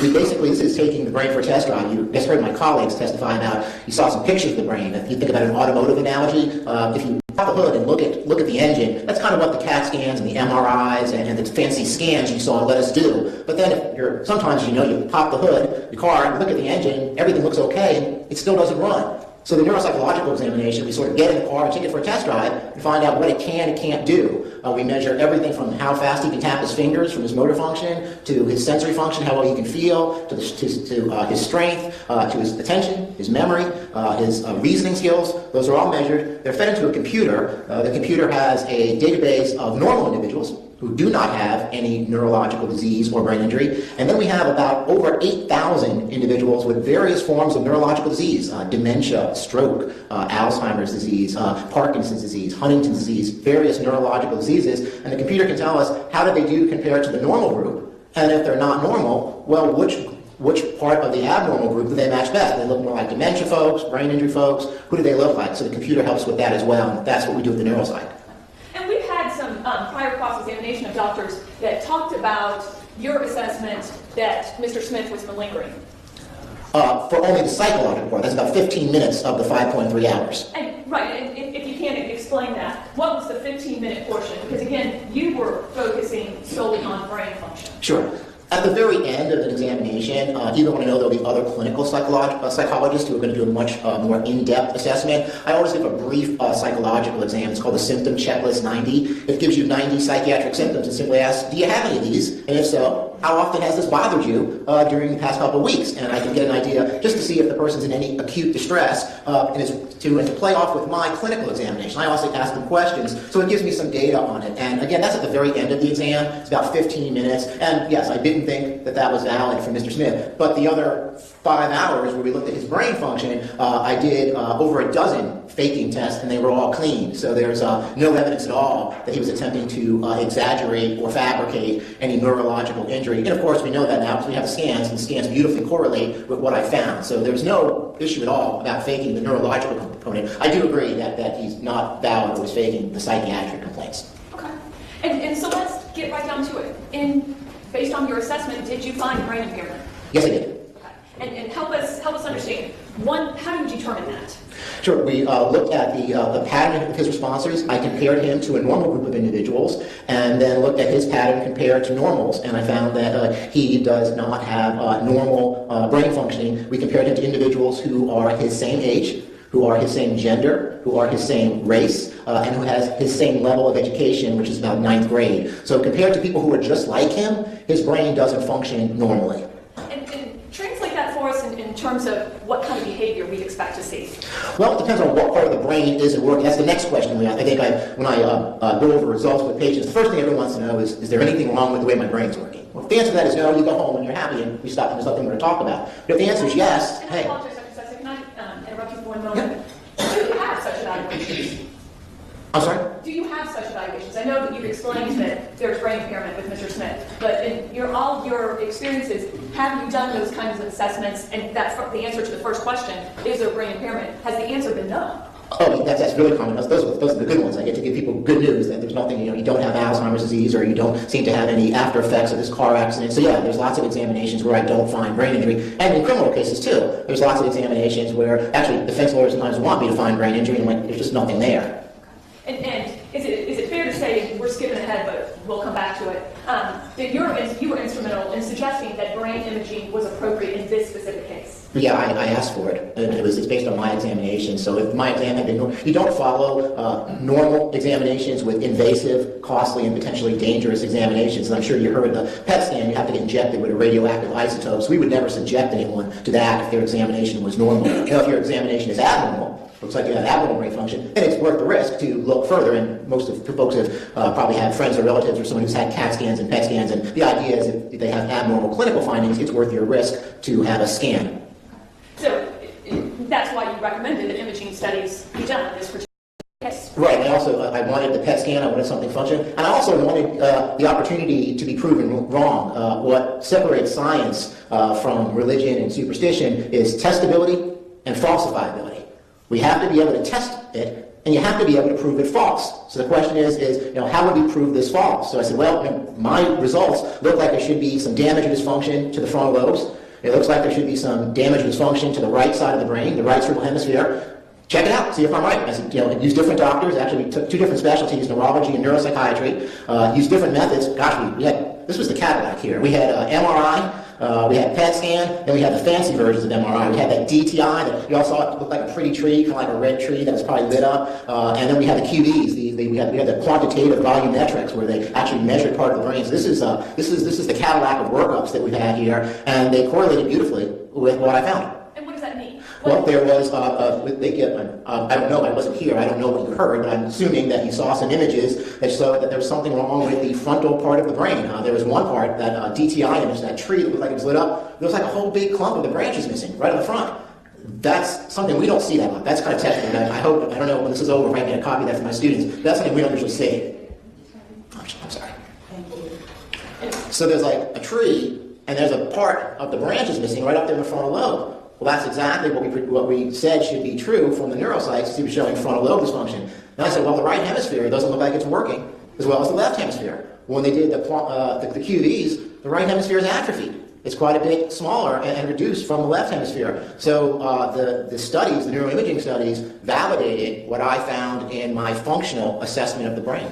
And what was your functional assessment of the brain? Again, there's brain injury. The severity of the brain injury I thought was mild to moderate. In terms of, we call lateralization, left or right, I thought the right side of the brain was more impaired than the left. And then front and back, I thought the anterior, the front part of the brain, was more impaired than the back. Then the question is, well, what's going on here? What did this?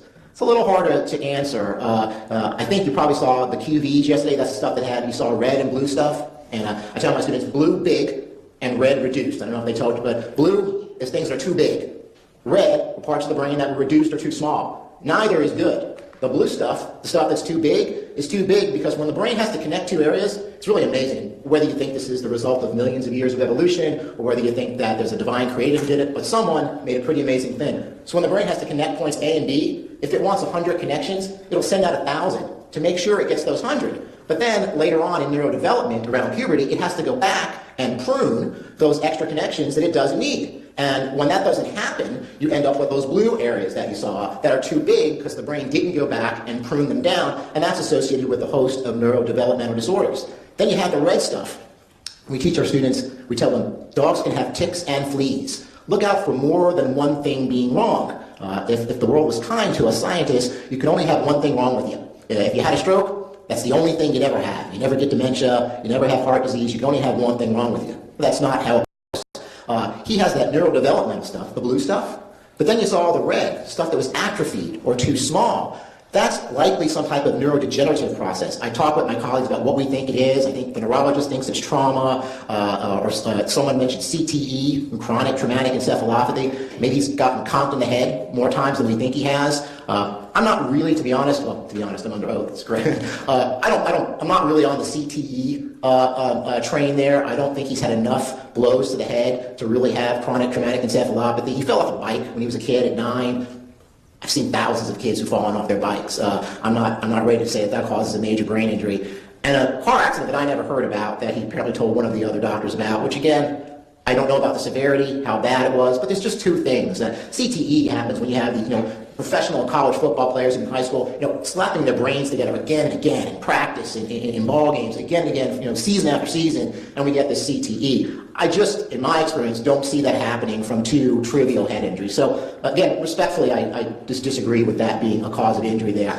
So I don't know. That's when you're a neuroscientist, I tell my students, get used to saying, I don't know. Something's going on there. I agree it's neurodegenerative. It shouldn't be there. The scans are remarkable. Those big spaces of atrophy you saw where there's lots of water in the ground. Think of a beach. I'm from Tampa. When our hurricanes come through, when the beach recedes, the water comes in closer to the land. Well, that's what happens in the brain. When the brain recedes, the cerebrospinal fluid, the water goes and gets bigger. So he has lots of big spots of cerebrospinal fluid water in his brain because the brain is pulling back or atrophying. And to be honest with you, I don't know why that's the case. Sometimes our doctor phrases are the fullness of time, which means we don't know now, but hopefully if things go on a little longer, maybe we can figure it out. So given the fullness of time, maybe we'll be able to figure out what's happening and why Mr. Smith's brain is atrophying. But as I sit here right now under oath, I'm going to go with, I don't know, something's wrong with it, but I don't know exactly why. The neurodevelopmental stuff, I'm pretty sure of. He's got... Dr. Sesek, do me a favor. Take a big breath. Let's go back because you've given us a lot of information, and your role in this process is to do that initial exam to figure out, okay, should we go on with further imaging? Correct? Yes. Okay. And we kind of got ahead of ourselves. What was it that led you to that conclusion? What was it about your examination? What I just described, that there was brain injury, mostly in the frontal part of the brain and mostly in the right part of the brain, and then I wanted to further explore it, give someone the opportunity to prove me wrong, and then look for a correlation. Did the scans show what I found on my exam? And in fact, they did. Okay. And that frontal, I guess it's the right hemisphere dysfunction. Help us understand what that's going to indicate in terms of behavior. Sure. Real simple. The left side of your brain activates your behavior. When you damage it, people look sort of like bumps on a log. They have the fancy name is abulia, but they don't move much. They don't talk much. They don't do much. They kind of sit there like bumps on a log. When the right side of your brain is damaged, you look the opposite. You have what they often call pseudo-psychopathy. You're much more energetic. You talk more.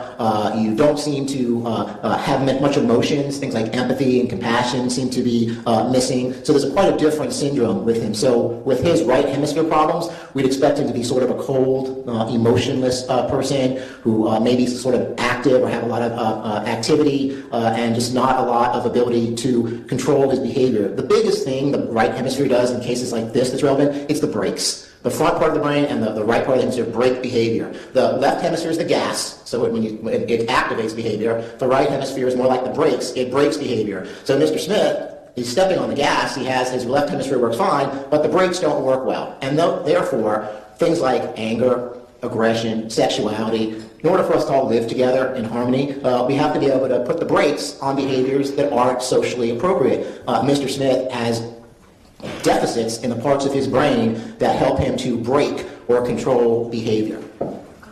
So, in essence, and I want to make sure that the jurors understand, you're not suggesting that Mr. Smith is not responsible for what he did on June 21st and 22nd, 2013.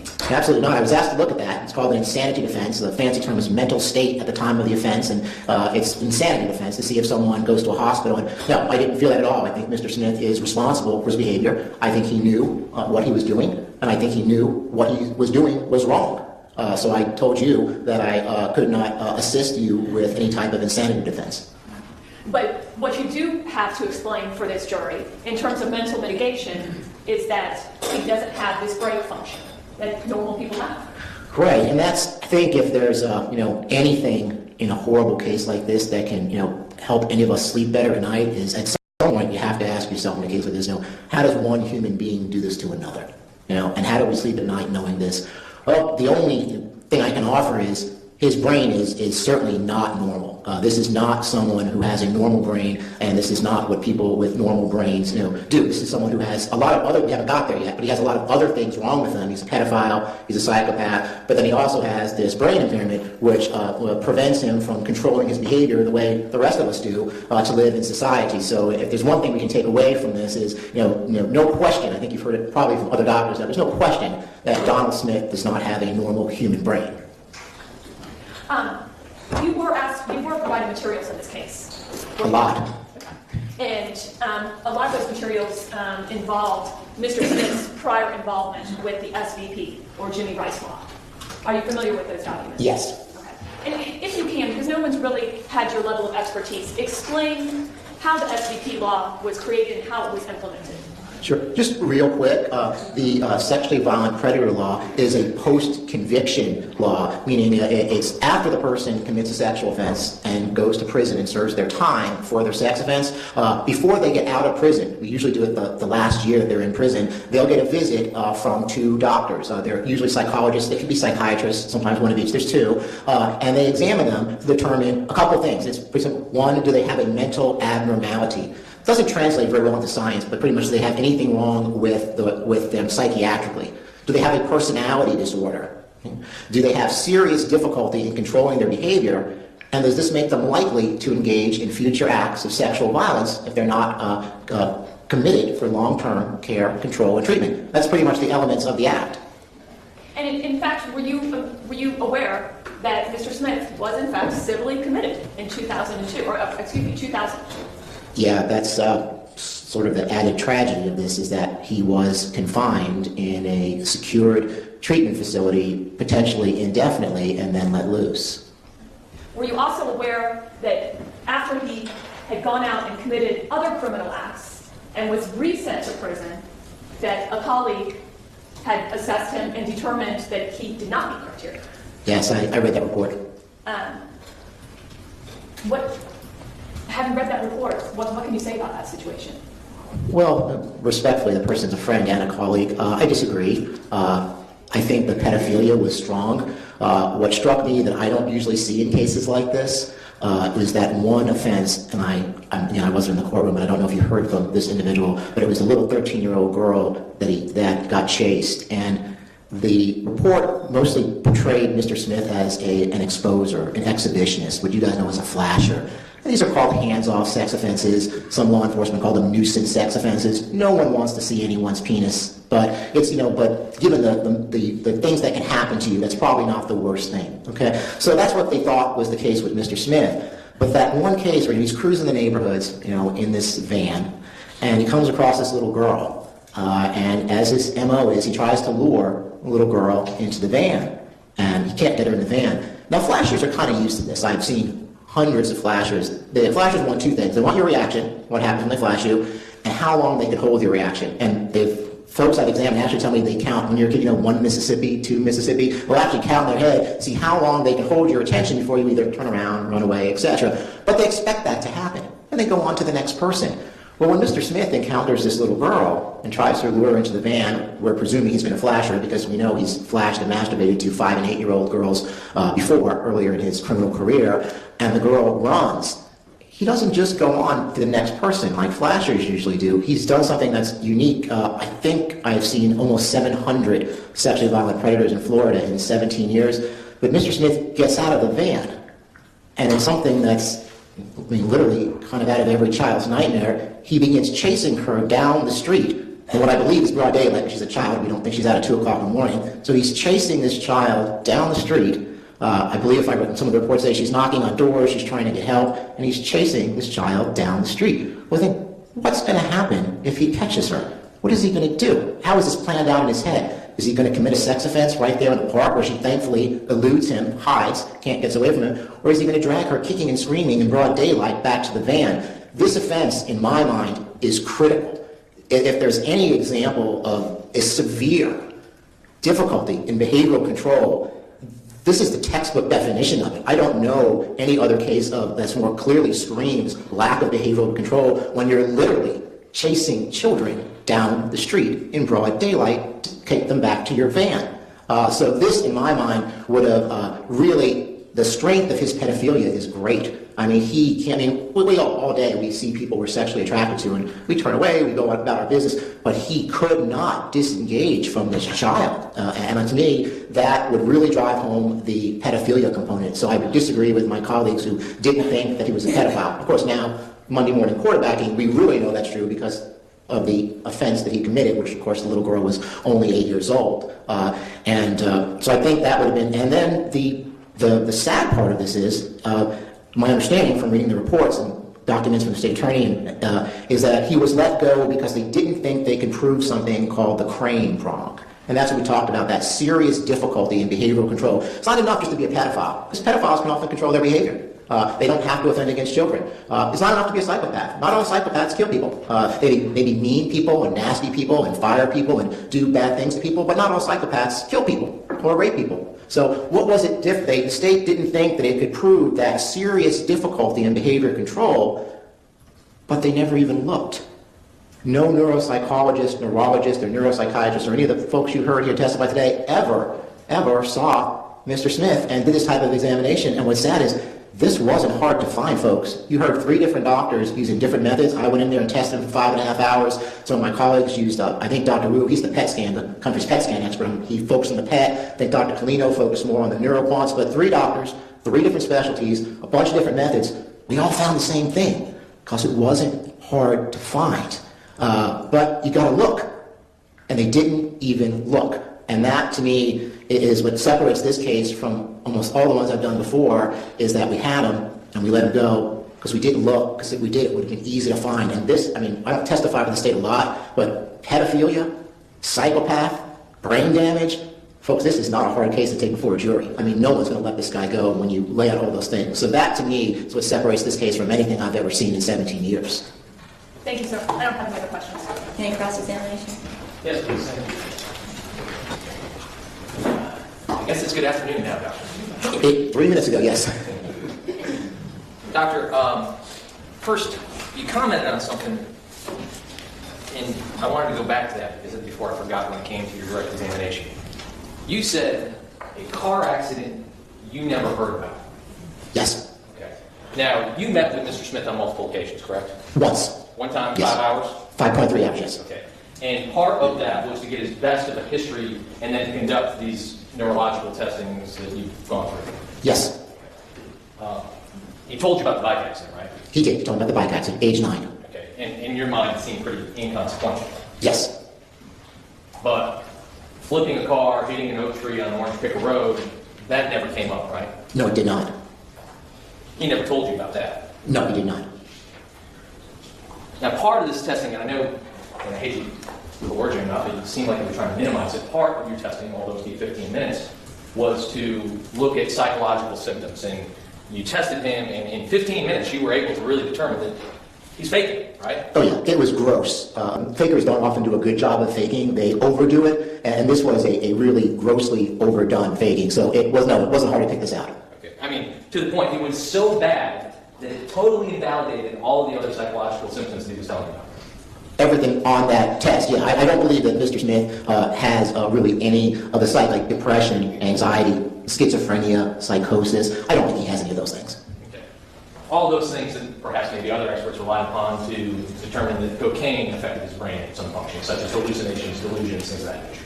Now, just to make sure I understand your question, cocaine is what we call a psychotomimetic drug. It can make normal people crazy. So if he may have had those symptoms while high on cocaine, I'm talking about when I saw him in the jail, that he was free of any psychiatric symptoms. Okay. And you've worked in a forensic setting before. Part of the reason why you do this testing for malingering is because when you're meeting with Mr. Smith, he has an interest in the outcome of this proceeding. And so people in a forensic setting, they lie because they want whoever's examining them to come to a conclusion that they want, correct? That's exactly the basis of malingering. Yeah, there has to be some external goal they want. In my civil cases, it's money. Someone hits you and they want money. When I was with the Army, it was relieving of duty. They didn't want to go back to combat. And in these type of criminal cases, it's usually some type of decrease in criminal culpability. They're looking to get away with something, or to lessen their sentence as well. So yeah, I agree with you. So he lies to lessen the sentence. Gun like death, wants life, so he lies back. At least in regard to his psychiatric symptoms. I just want to be really clear about separating the neurological from the psychiatric, but I agree with you in regard to the psychiatric symptoms, yes. Now, you talked about, and we discussed the fact that you learned during the course of this case that at some point in time he actually tried to obtain the DSM. Can you explain to the jury what the DSM is? Yes, and you told me that. Yeah. The DSM is the Diagnostic and Statistical Manual of Mental Disorders. It's sort of the Bible that shrinks use. Psychiatrists, psychologists have kind of, I guess, all the answers to all the symptoms of the disorder. So if you were trying to fake a disorder, this would be your Bible to guide you to what symptoms you should produce.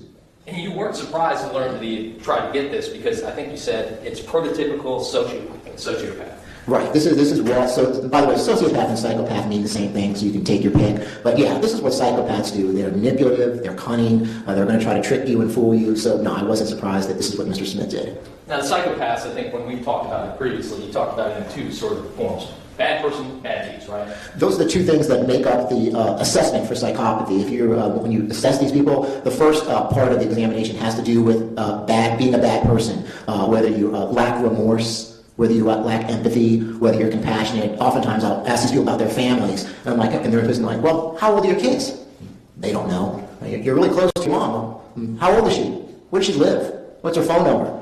And they can't tell you all these things. So, and the second part is bad deeds. Well, what kind of things have you done? Have you been in trouble with the law? Have you hurt people? Somebody asked them, what's the worst thing you ever did to anyone in your whole life? And so get them to tell us about these things. So yeah, psychopaths have both parts. They have the bad person part, and then they have the bad deeds part. And if you have enough of both of them, your score is high enough that you're called a psychopath, and Mr. Smith most certainly exceeds that threshold and would be considered a psychopath. So he's glib, he's smooth talking, disingenuous. Oh yeah, he is.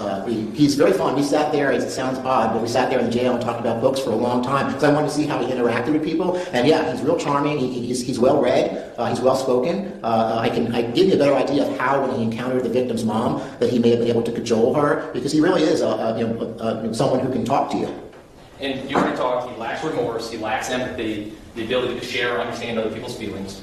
He lies, right? He does all those things. Yes. He exaggerates, he fabricates, he deceives. That's what he does. That's what he does.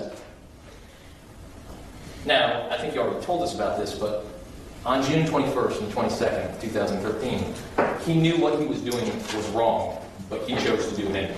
Yes, that's my opinion. You talked about how he couldn't apply the brakes.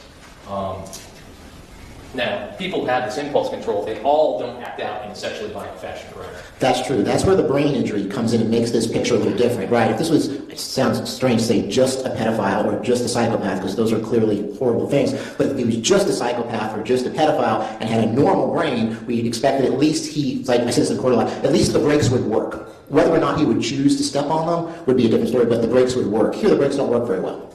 Right. And so the brakes, what we're talking about here, because he's a pedophile, is he was attracted to prepubescent children.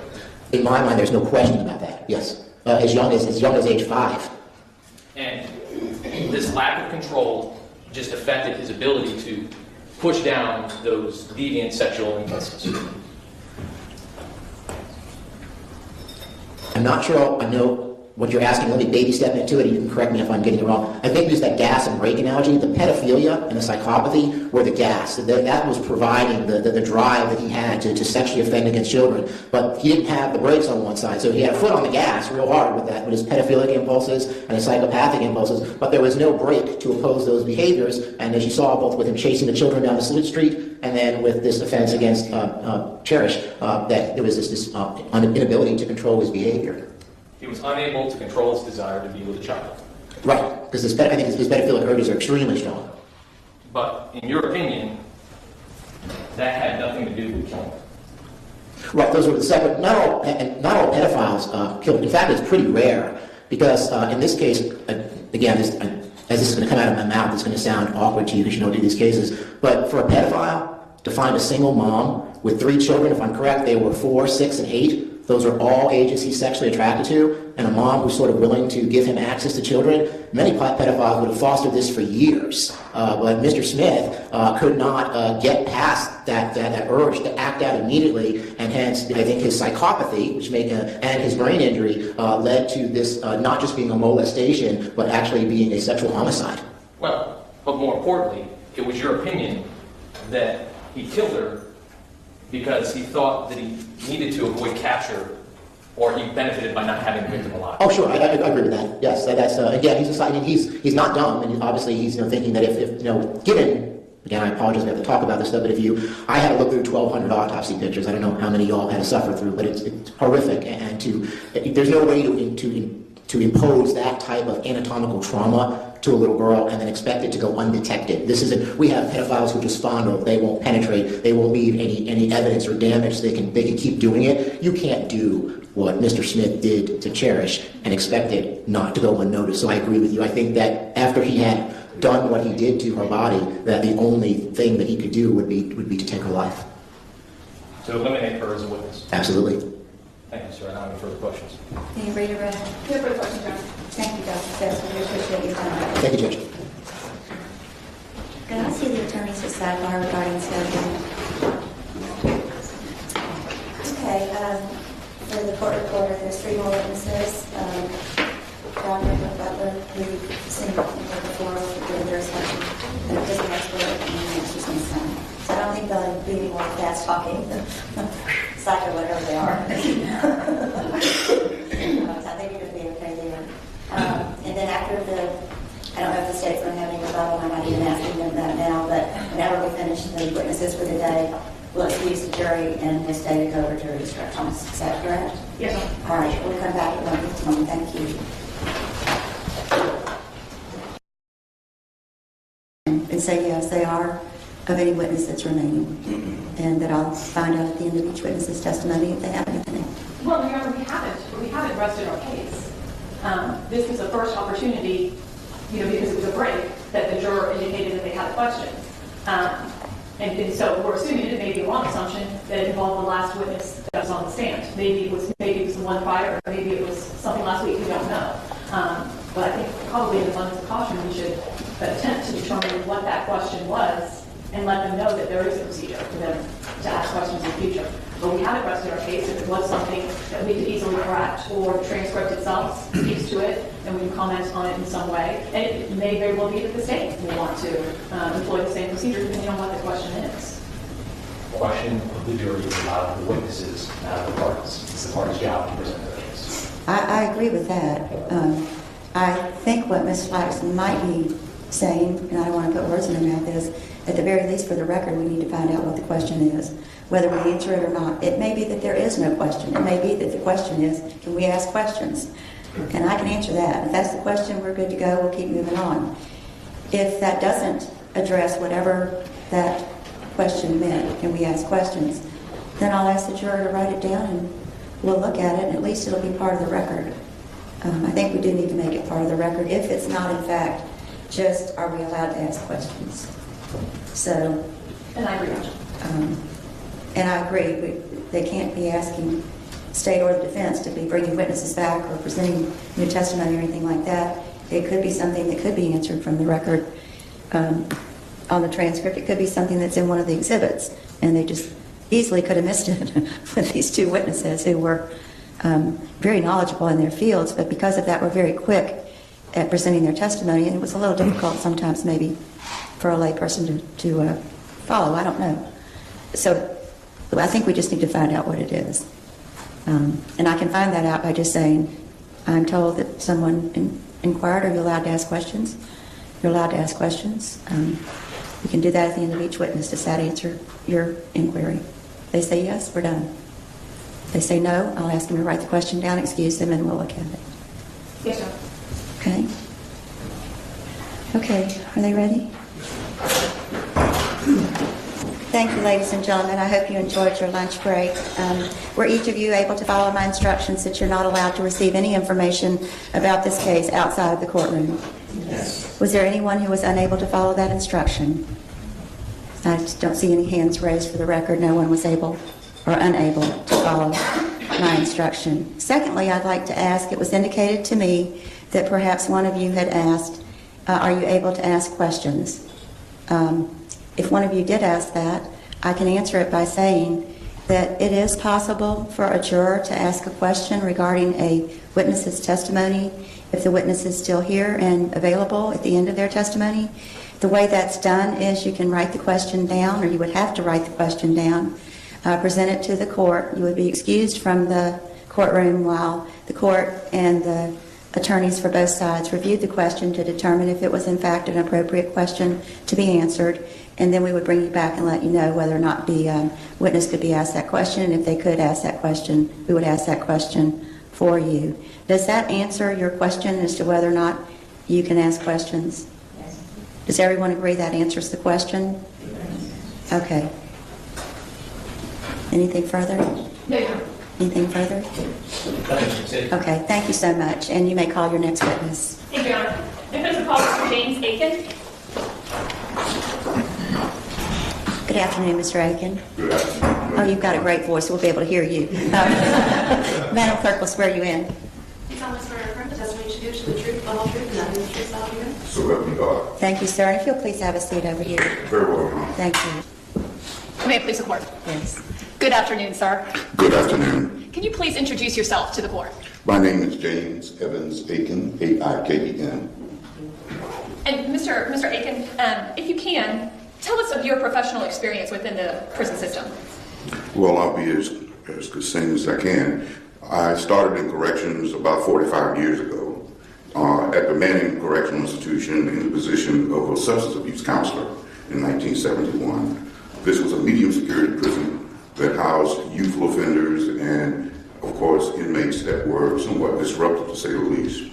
From there, I was promoted to administrative assistant to the warden of that same facility. From there, I was promoted to the rank of deputy warden of that facility. I was over classification, security, management of inmate population, disciplinary, all aspects of the security delivery system. From there, I became deputy warden at the state penitentiary in South Carolina. This was a maximum security facility that housed the most dangerous predator inmate population in the South Carolina correctional system. In fact, we took inmates from jails that were in pre-adjudicated status and moved them into this particular prison when they could not be adequately managed in the jail system. From there, I became warden of the Women's Correctional Center in South Carolina. At that particular time, that institution was undergoing some difficulties in relationship to the safety and staff and inmates, as well as constitutional issues and sound correctional practice. So I was sent to that prison to so-called put the toothpaste back in the tube, to stabilize that prison, not only as it relates to the protection of staff, inmates, and the public, but also to protect the taxpayers' pocketbook. You have to look at the most efficient way of operating correctional facilities.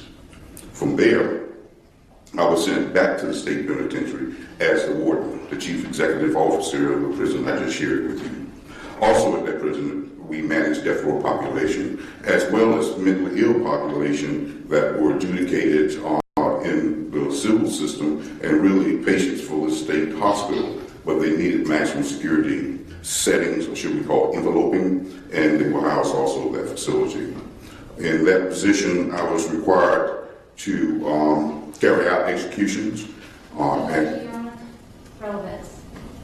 I'm not sure where we're headed on this. Yeah, we're just establishing his credentials at this point.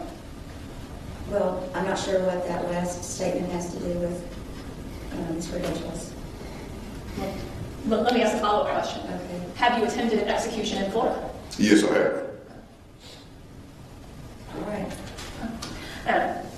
Is it fair to say, sir, that you've been in the prison system as an administrator for over 4 decades? Yes, I've been involved with that also.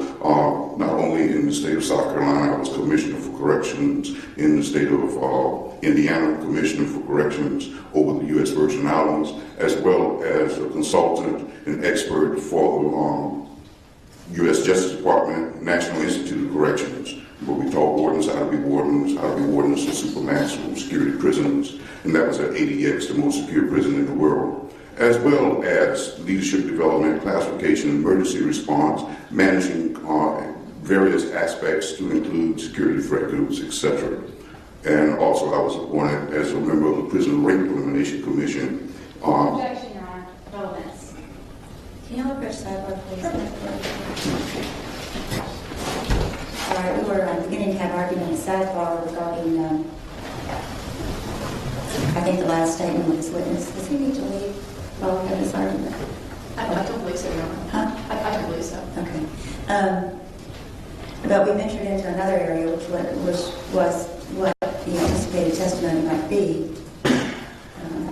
So it's two different things. One is this gentleman, Mr. Aiken, is giving us his credentials, his background, what he's done, how he ends up being here to testify about prisons or anything about prisons because of his work history, correct? Yes, Is that correct? And that was the original objection, was he was talking about things that didn't seem to indicate that they would have anything to do with whether or not he could talk about prisons, like being on outside commissions and things like that. I'll just put it generally. But then we got into the possibility or the probability that the last thing he stated was something along the lines of that he was a member of a prison rape commission. Is that correct? A prevention commission? That was correct, Your Honor. I was appointed by the leadership of the Senate of the United States Congress for Prison Rape Elimination Act that was passed unanimously by Congress under Georgia Bush. Okay, for the Prison Rape Elimination Act, correct? That is correct, Your Honor. And that's what the state objected to, correct? Yes, sir. Okay. And then it became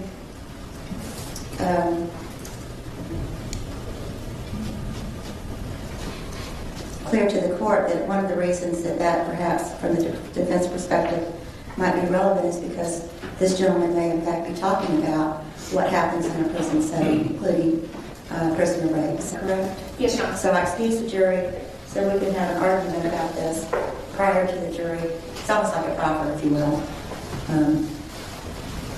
And Your Honor, I'll be happy to do it one of the two ways. The state of Florida elected not to depose Mr. Aiken, although he was listed on December 5th. I'll be happy to proffer the entire testimony. And then the court can decide, and we'll just have to do it again.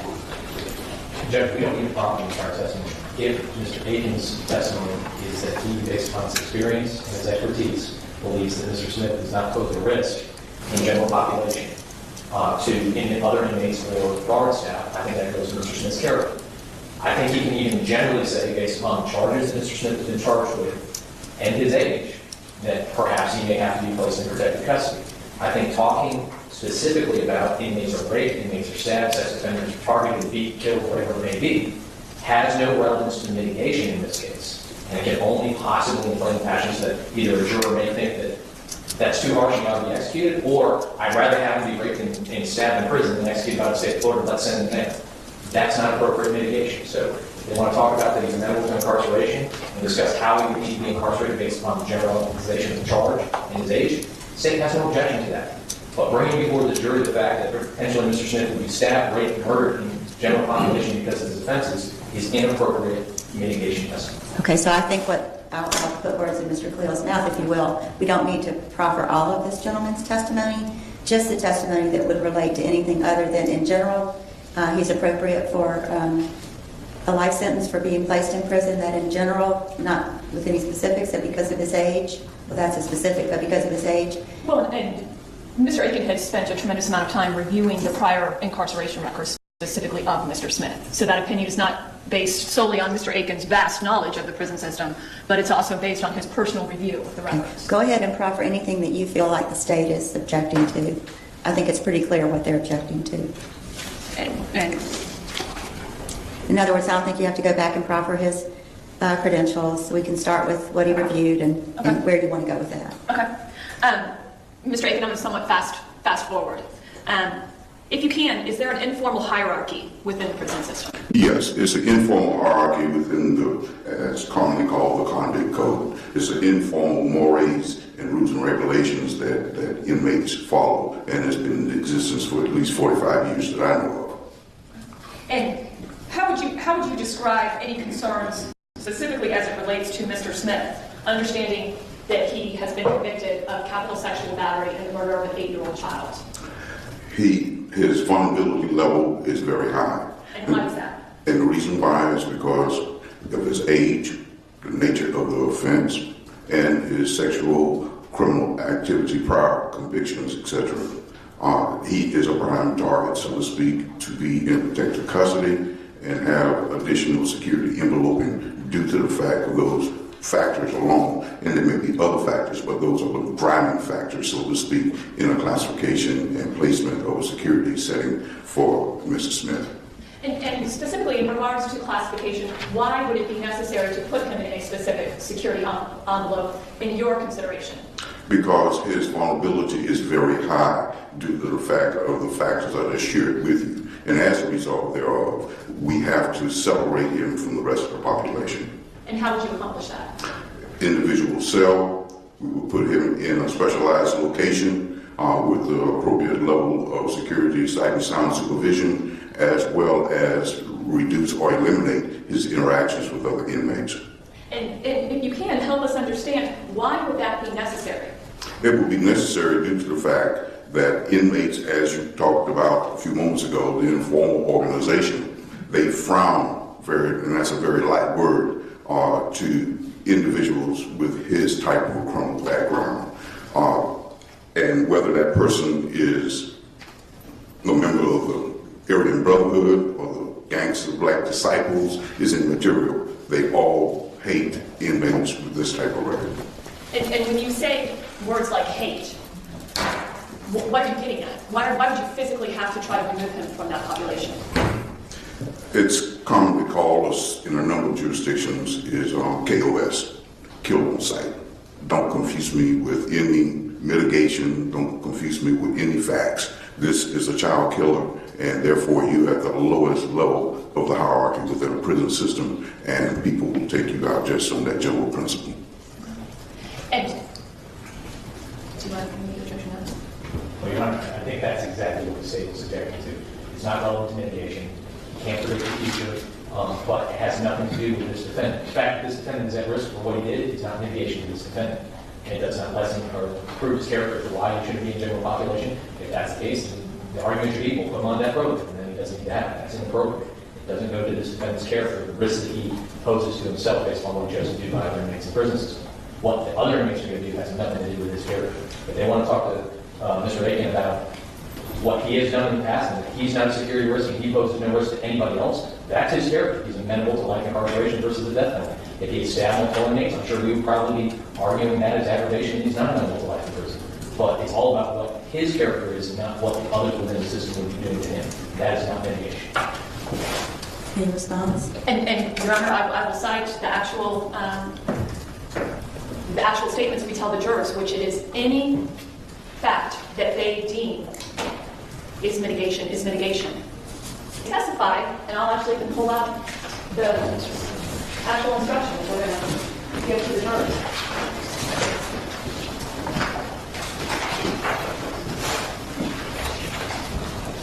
A mitigating circumstance is not limited to the facts surrounding the crime. It can be anything in the life of the defendant which might indicate that the death penalty is not appropriate for the defendant. In other words, a mitigating circumstance may include any aspect of the defendant's character, background, or life, or any circumstance of the offense that reasonably may indicate that the death penalty is not an appropriate sentence in this case. And I would suggest to the court, it's the defense's position that any factor that they deem mitigating is mitigation. Well, I'm looking at the same thing from the instructions I read the jury. It's the same instruction we'll be giving them at the end of the closing arguments, but it's the same thing they were read at the beginning of the penalty phase. And I'll repeat it even though you just repeated it. Mitigating circumstance is not limited to the facts surrounding the crime. That's true. It's not limited to the facts surrounding the crime. In fact, we've heard an awful lot of testimony already that has nothing to do with the facts surrounding the crime. It can be anything in the life of the defendant which might indicate that the death penalty is not appropriate for the defendant. Nothing about this testimony so far has anything to do with the life of the defendant. Now, his prior criminal record has something to do with the life of the defendant, but what might happen in his life after we leave here, whenever it is we leave here, is not even on the table yet. We don't know. So it's not, what he's testified to so far is not yet anything in the life of the defendant, other than I suppose he can certainly testify that he's reviewed his record and he has all these prior incarcerations and what the crimes were for. In other words, a mitigating circumstance may include any aspect of the defendant's character. What might happen to him in the general population, I can see has nothing to do with his character. His background, it definitely has nothing to do with his background. His background is what it is, but what results from it is not even on the table yet. We don't know. We can guess. We can presume. We can do all sorts of things, but it doesn't exist yet. Or any circumstance of the offense that reasonably may indicate that the death penalty is not appropriate. None of this has anything to do with whether or not the death penalty is appropriate. What it has to do with is whether or not, even though a life sentence, it will be argued, is appropriate, for this gentleman, a life sentence means something different because it means he'll have to have more protection because of other things, but it doesn't indicate that the death penalty is not an appropriate sentence. It merely indicates that while life might be appropriate, his life in prison sentence would be served differently than the majority of the other inmates, although there would be some others in similar circumstances with the envelope of protection, I think was the way it was worded. I don't see how it's relevant to mitigation at all. But I think I'd like to take a short recess, and I'll certainly review it and see if I come up with anything. And if either of you have any case law or anything you'd like to present in some kind of prior case that would show that this type of evidence is appropriate in a penalty phase. Now, it might be appropriate, maybe, I'm not saying it would be, could be appropriate maybe in a Spencer hearing, where it would be argued to the judge, look, this is, this is what we couldn't present to the jury, but this is important for the judge to know, and for the sentencing person to know. And Your Honor, respectfully, by the court saying that, to me, you're conceding my argument. They're the fact finders now, Your Honor. They're the ones that imposed death. They're the fact finders. I agree, but he's still entitled. If they were to determine that death was the appropriate sentence, Mr. Smith would